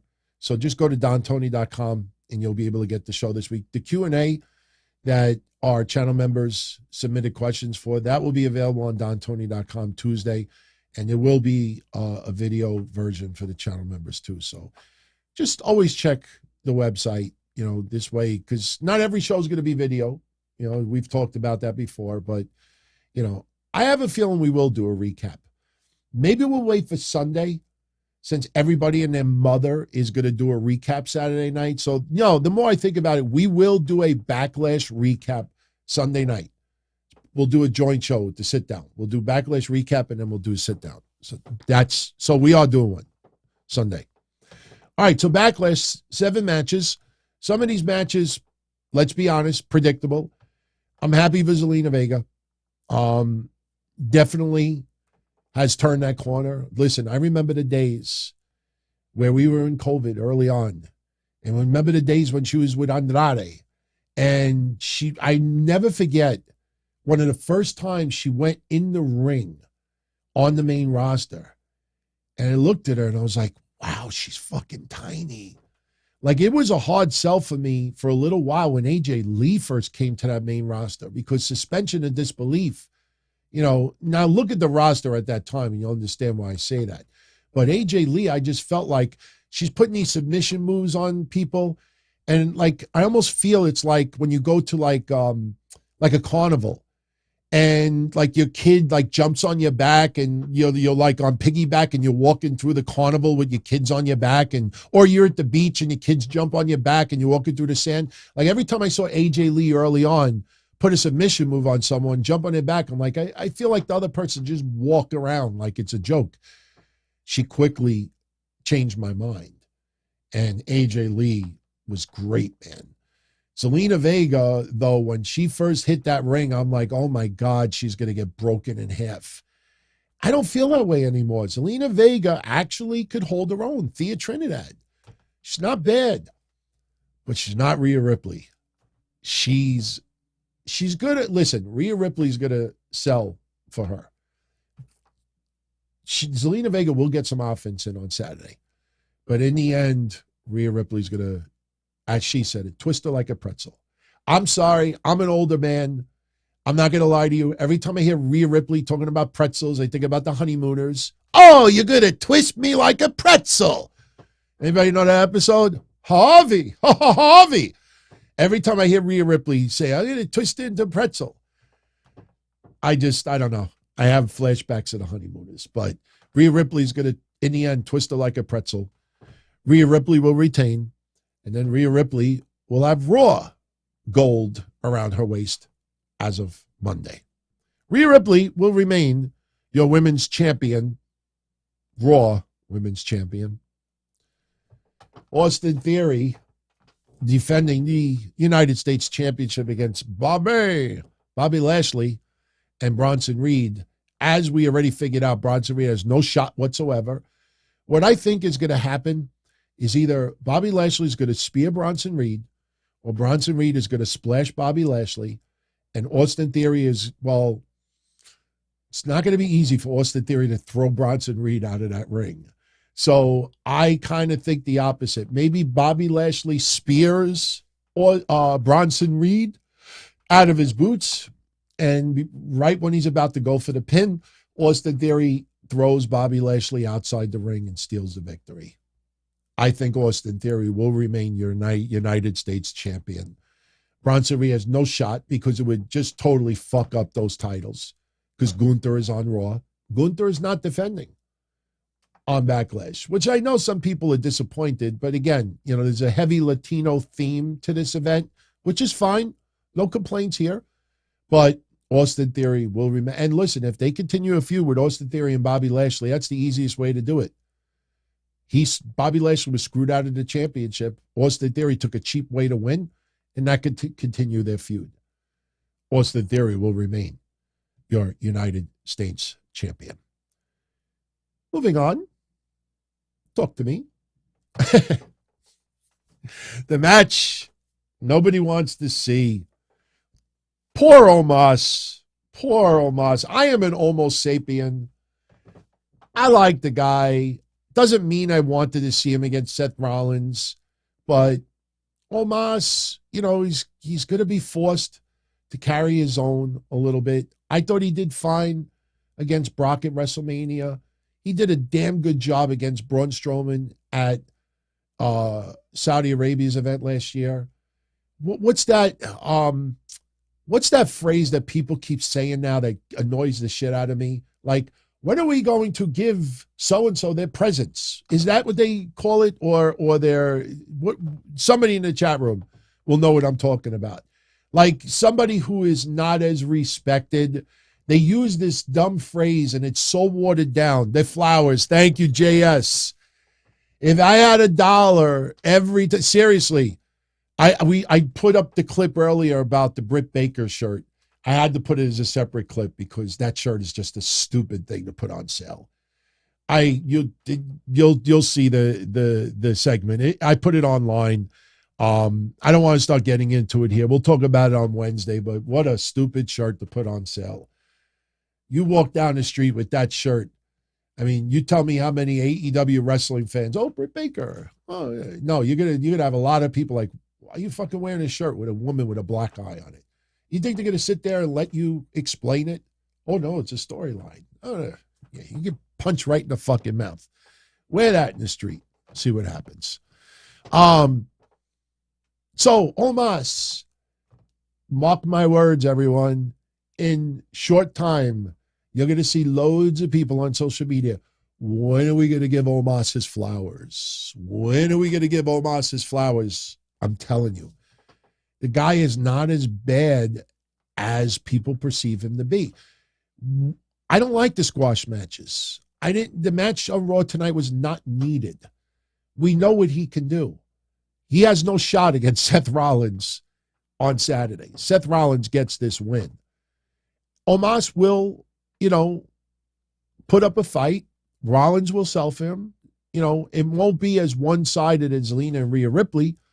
But in the end, Seth Rollins will curb stomp Omos and will get the victory.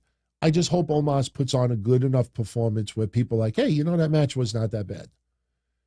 Because sooner or later, hey, when are we going to give Omos his flowers? You watch. You're going to start taking aspirins every time you see that. Seth Rollins defeats Omos Saturday at Backlash. All right, let's continue on with these matches. We don't have that many left to go.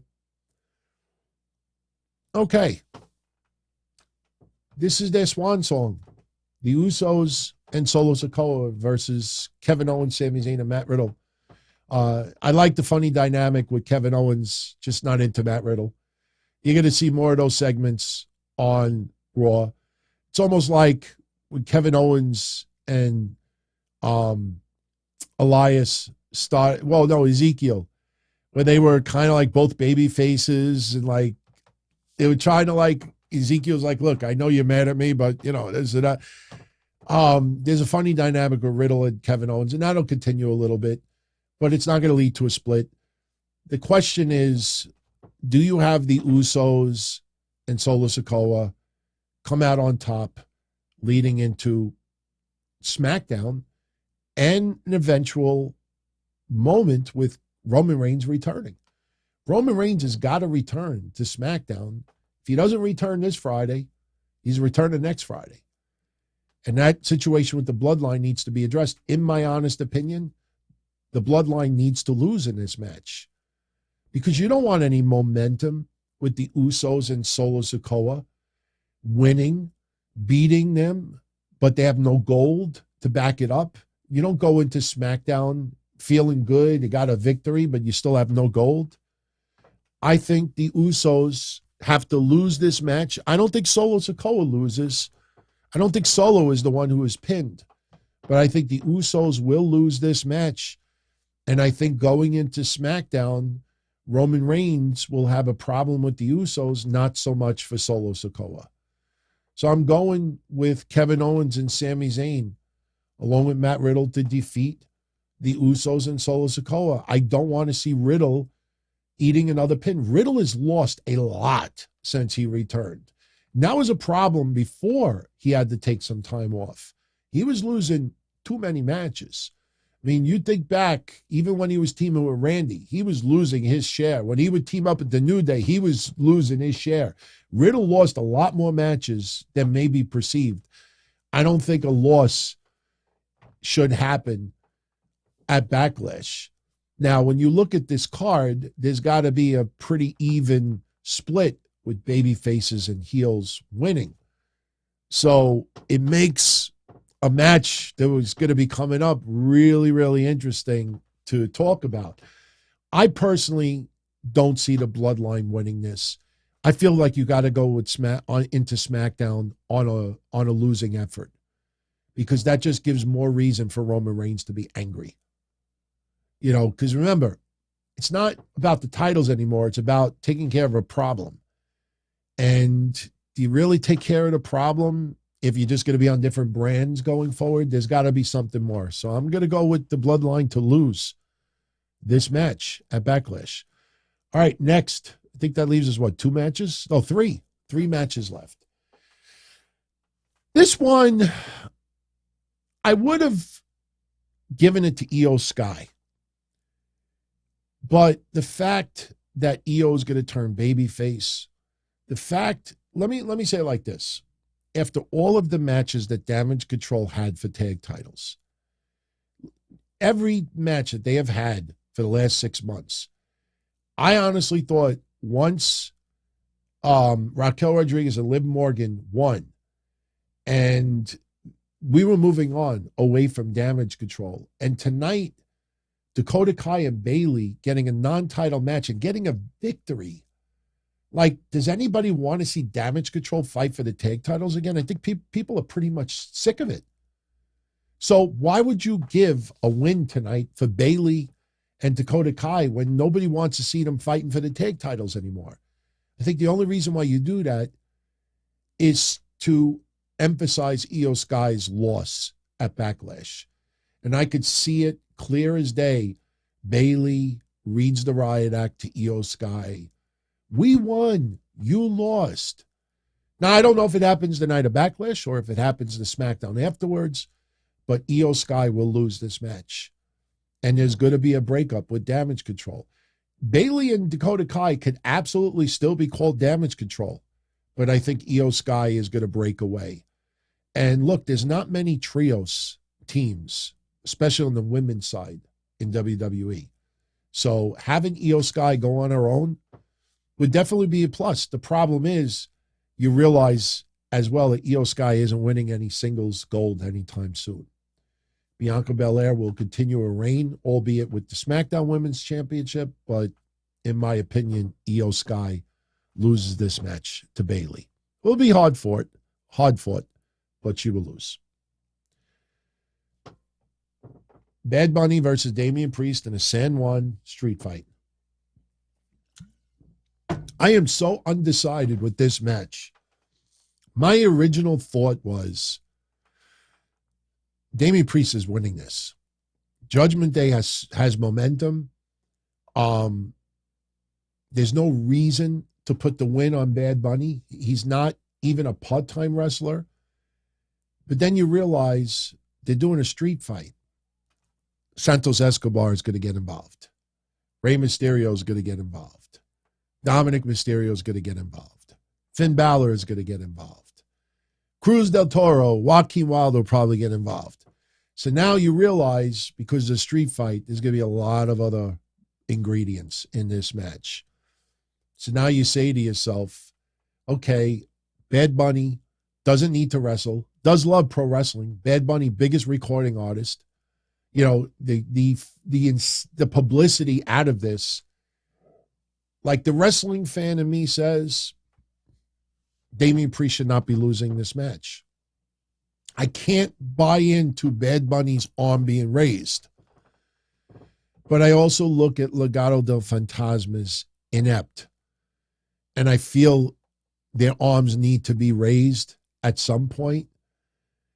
Even though Ray beat Dom at WrestleMania, it's still not the same. And yes, LWO is not fighting at Backlash. But I almost feel like the LWO will get involved and they will help Bad Bunny defeat Damian Priest. I think there'll be so much fuckery that people, look, Damian Priest loses no stock. He loses no momentum. Damian Priest, you know, I was surprised at how many people did not complain that Damian Priest had no match at Mania. I mean, people lost their shit about Bobby Lashley, and I was like, what about Damian Priest, man? Like, when does he get his flowers? When does Damian Priest get his flowers? So I'm so fucking torn with this one because I just, as a wrestling fan, I just can't buy into Bad Bunny's arm being raised here. I mean, the Judgment Day getting their shit handed to him once in a while is definitely necessary. Dominic, you know, everybody loves that. Since it's a street fight, that's the only reason why I think it's going to be Bad Bunny. If it would have been the tag match that a lot of us thought it would be, Damian Priest and Dominic Mysterio versus Rey Mysterio and Bad Bunny, that would have been different. I could see Bad Bunny pinning Dominic, or maybe Rey pinning Dominic for a second time.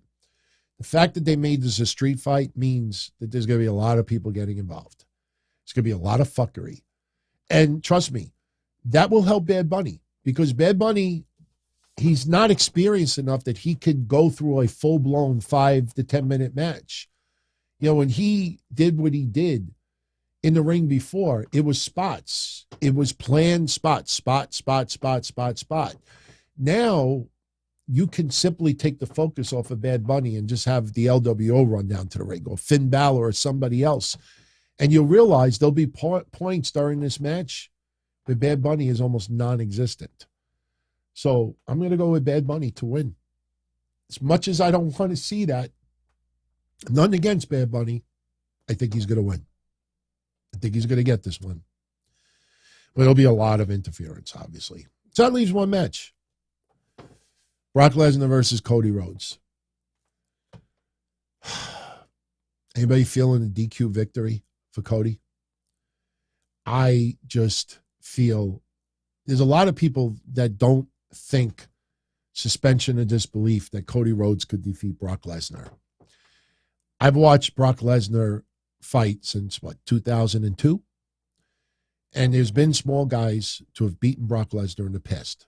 Brock Lesnar can be beat. The thing is, what kind of story does this tell? Cody Rhodes will be taken to Suplex City.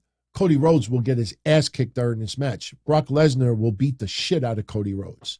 But Cody Rhodes will keep fighting. I almost feel like if you follow the Dusty template, remember when I showed you the amount of DQ matches with Ric Flair and Dusty Rhodes? I almost feel like this has got to lead to a DQ, which forces another match. And that other rematch could happen at Night of Champions. Brock Lesnar is going to Saudi Arabia. Saudi Arabia fucking loves Brock Lesnar. He gets a massive payday in Saudi Arabia. I don't see Brock Lesnar fighting for that championship at Night of Champions unless they turn that as the storyline. But it would make no sense because 3 weeks ago, when he turned on Cody, 4 weeks ago, there was no World Heavyweight Championship tournament announced. So I feel like we could end up with a DQ finish. And Cody, no, that's not the way I should win. This and that. And then it leads to a rematch. I feel like Cody and Brock is not going to be one and done. I think Brock Lesnar will lose to Cody Rhodes, but I have a feeling it's going to be a DQ. I will say this. If Cody Rhodes defeats Brock Lesnar by disqualification, I don't believe that's the match that ends the night. I think Bad Bunny versus Damian Priest will be your main event. I personally think, especially that it's in Puerto Rico, especially with the hype, especially with the amount of publicity this shit is getting, and it's getting a lot more than you think. I think if Brock Lesnar loses to Cody by disqualification, you do not go off the air of Backlash with Cody winning but not happy because he won by DQ, and that's not the way it should be, blah, blah, blah, blah. Listen, Brock Lesnar could simply kick Cody in the nuts in front of the referee. Remember the Bobby Lashley stuff? That could have been a seed planted that when Brock sees or feels that he's about to lose, he hits the referee or kicks Cody in the nuts, match over. I feel that could very, very well could happen. I think Brock Lesnar will do something pussy. He will do something Bush League, pussy, cheap way out, DQ. Cody will not be happy. He will have his hand raised, but not thrilled about it. That leads to a rematch. And why wouldn't Brock Lesnar want to get his hands on Cody Rhodes once again? So if Cody challenges him to a rematch, I think Brock Lesnar will be like, yeah, sure, no problem. So I'm going with Cody Rhodes winning by disqualification.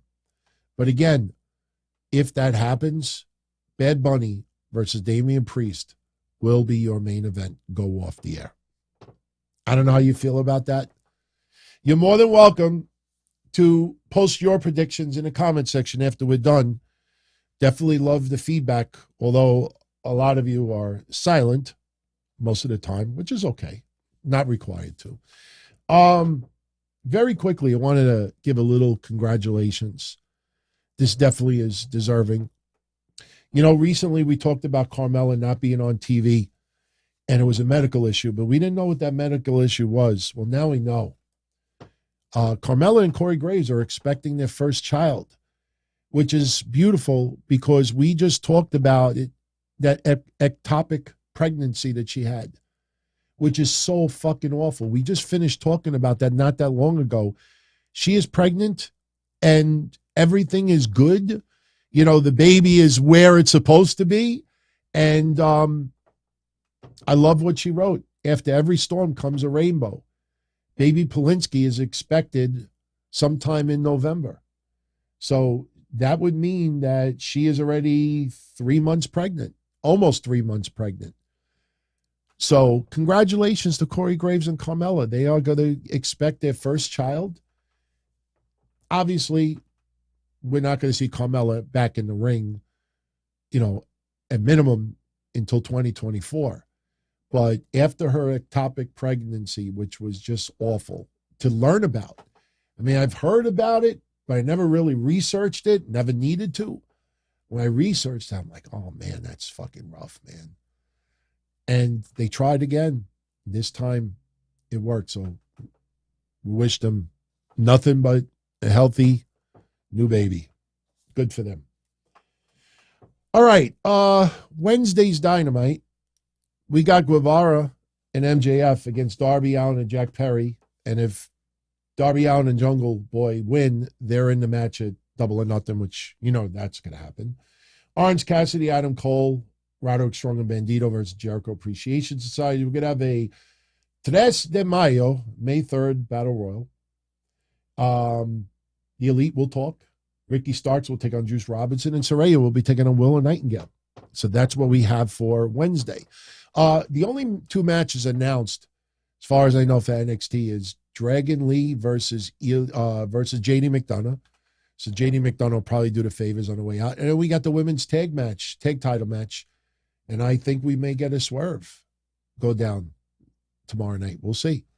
Also on Wednesday, because I know a few of you brought this to my attention, Tessa Blanchard has signed, I heard it was a 3-event deal. Someone else told me a 5-event deal.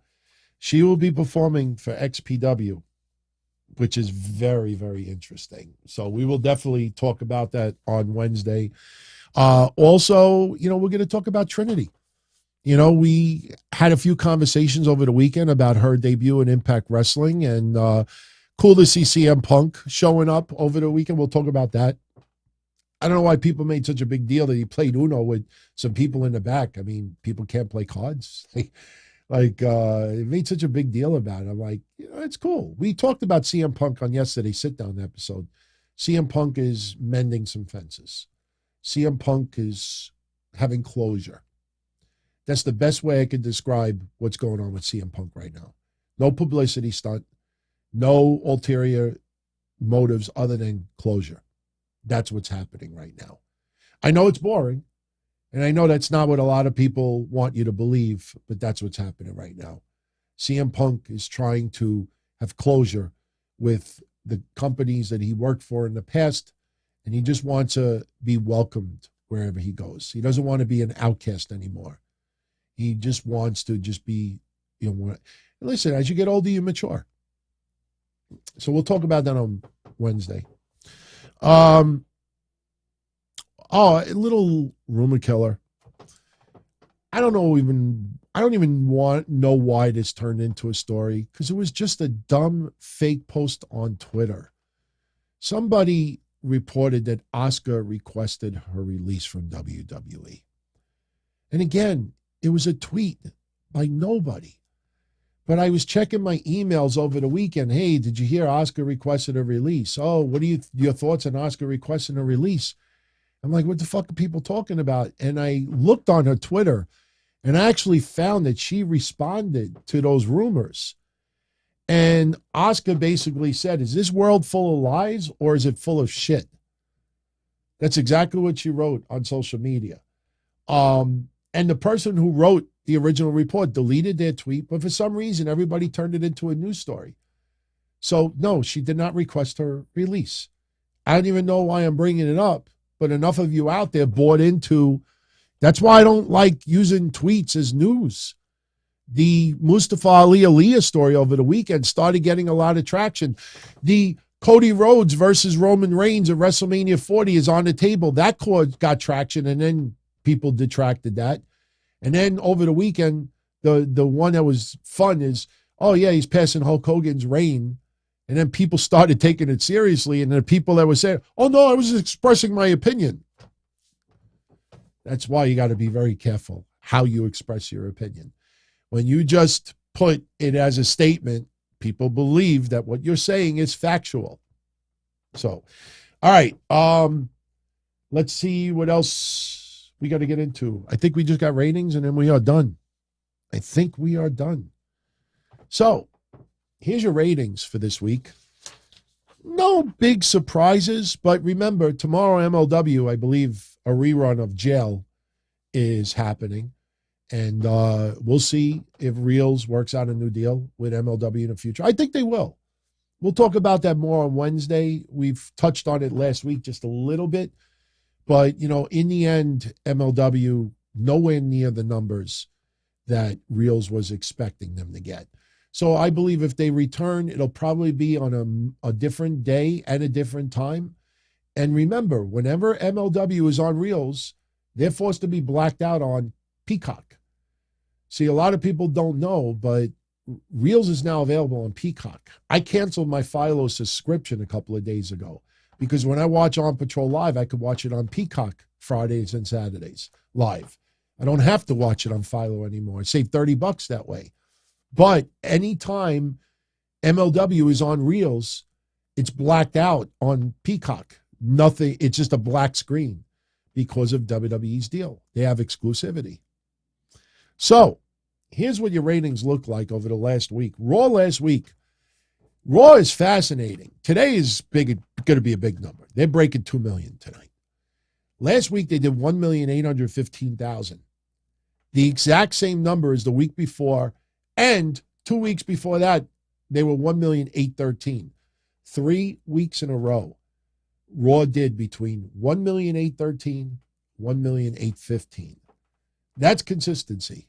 Tonight, obviously, boost because of Backlash, because of the draft. They're obviously breaking 2 million tonight, no question.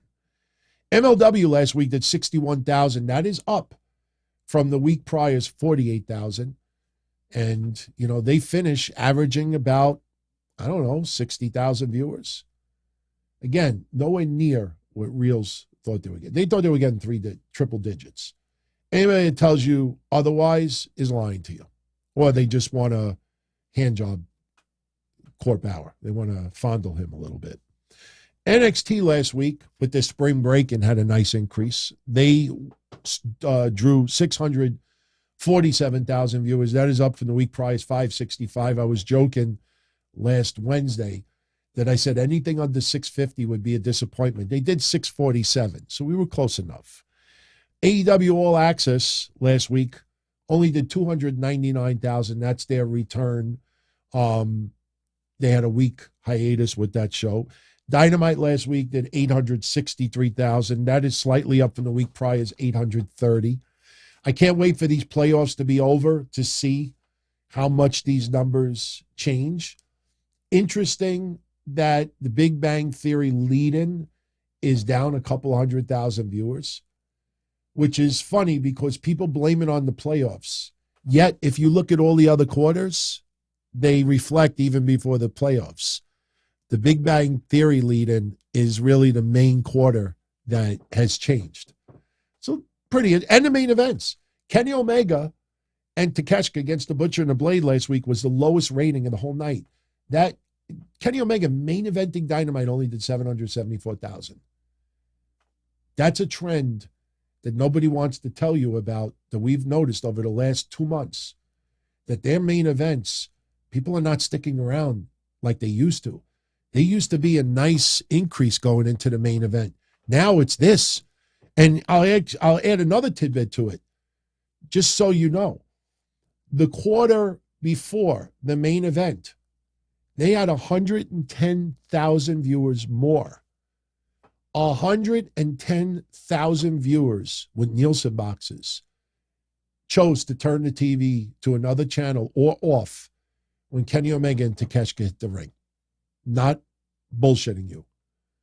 Think about that. 110,000 wrestling fans changed the channel at 10:40, between 9:45 and 10 p.m. Eastern.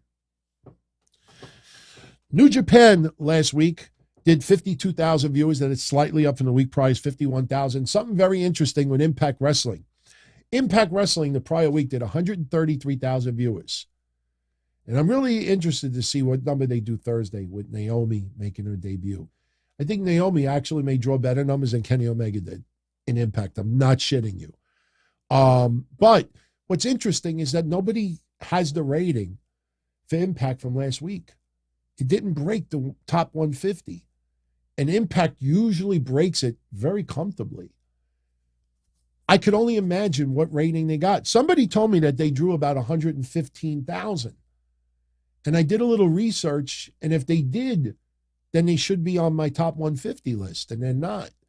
So I don't know why Impact Wrestling's rating for last Thursday nobody seems to have. Because if they did 115, everybody should have it. So as soon as I get it, I'll let you know. Rampage this past Friday did 298,000 viewers. That is down from the week price, 371.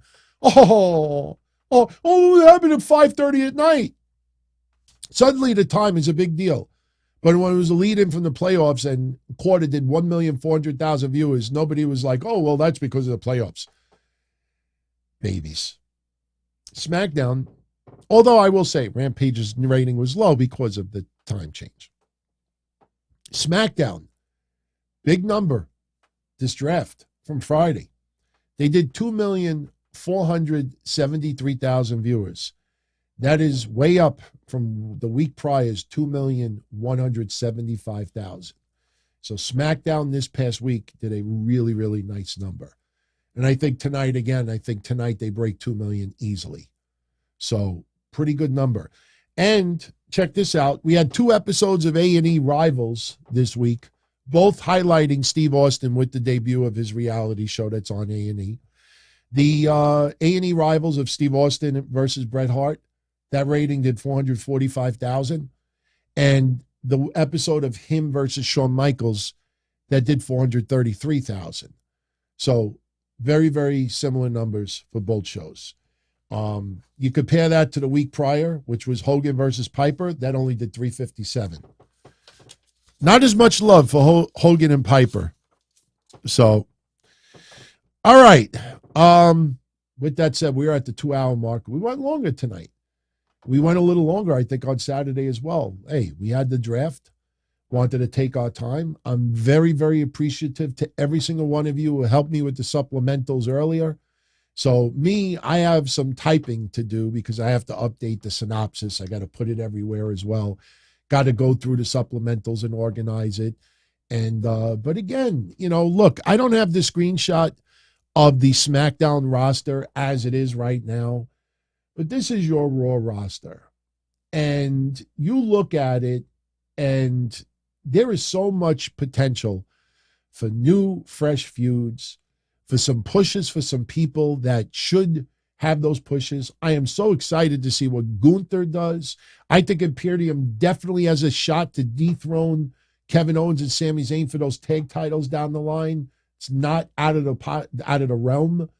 You see some people coming up from NXT and shit. It hasn't even sunk in yet about Grayson Waller, because that's the guy, I don't want to keep repeating myself, but if you've paid attention to my shows the last couple of weeks, he is the one that I said, I think he's leapfrogging everybody. I think he's leapfrogging Braun. I think he's leapfrogging Carmelo Hayes. That guy on SmackDown, I'm telling you. In fact, I got news for you. It just hit me right before we're going off the air. I actually would buy into a Grayson Waller versus Austin Theory feud. I think that we probably will get LA Knight versus Grayson, but you want to give me the future? I think Grayson Waller and Austin Theory would be pretty fucking interesting, man. But, yeah, we got to digest this a little bit. But, when you look at these rosters, not many people were moved from the Raw roster to SmackDown. But as I said earlier, if it's not broken, you don't fix it. So you can't force things just so people get the epic surprise.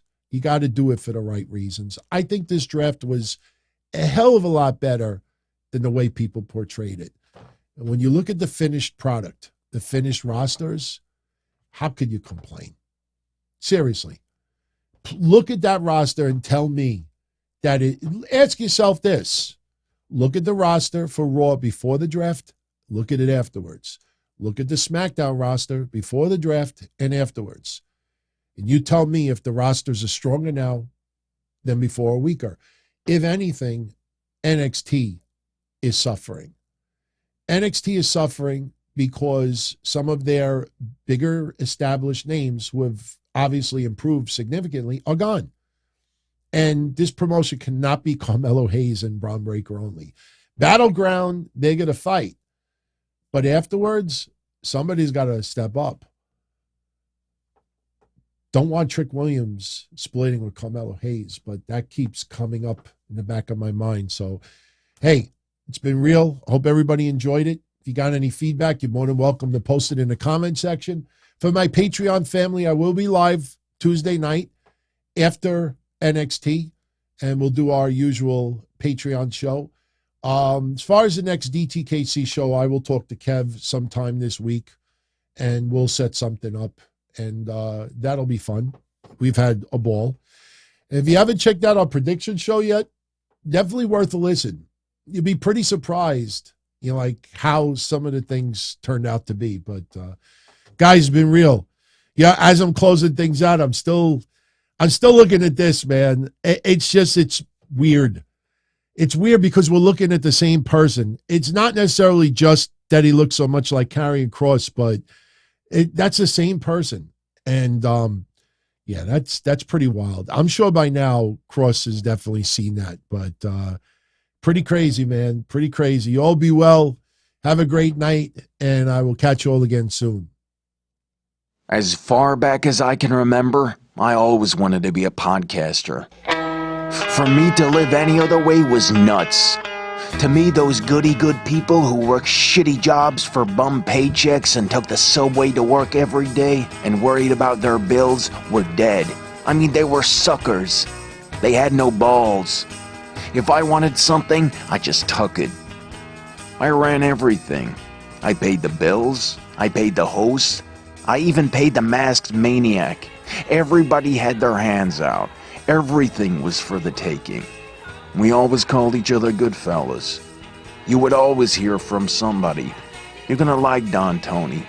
He's alright. He's a good fella. He's one of us. But if you're part of my crew, nobody ever tells you they're gonna get rid of you. It doesn't happen that way. There weren't any arguments or curses like in the movies. See, your haters come with smiles. They come as your friends, the people who've claimed they care the most for your life. And now that's all over. And that's the best part. Today everything is different. There's lots of action. I don't have to wait around for everything like everyone else. Oh, I didn't get the vaccine? Fuck you, vaccine me. Oh, your delivery guy has COVID? Fuck you, feed me. Right after I moved here, I ordered egg noodles and ketchup, and I got spaghetti with meat sauce. I'm no longer an average nobody, while they get to live the rest of their lives like a bunch of schnooks.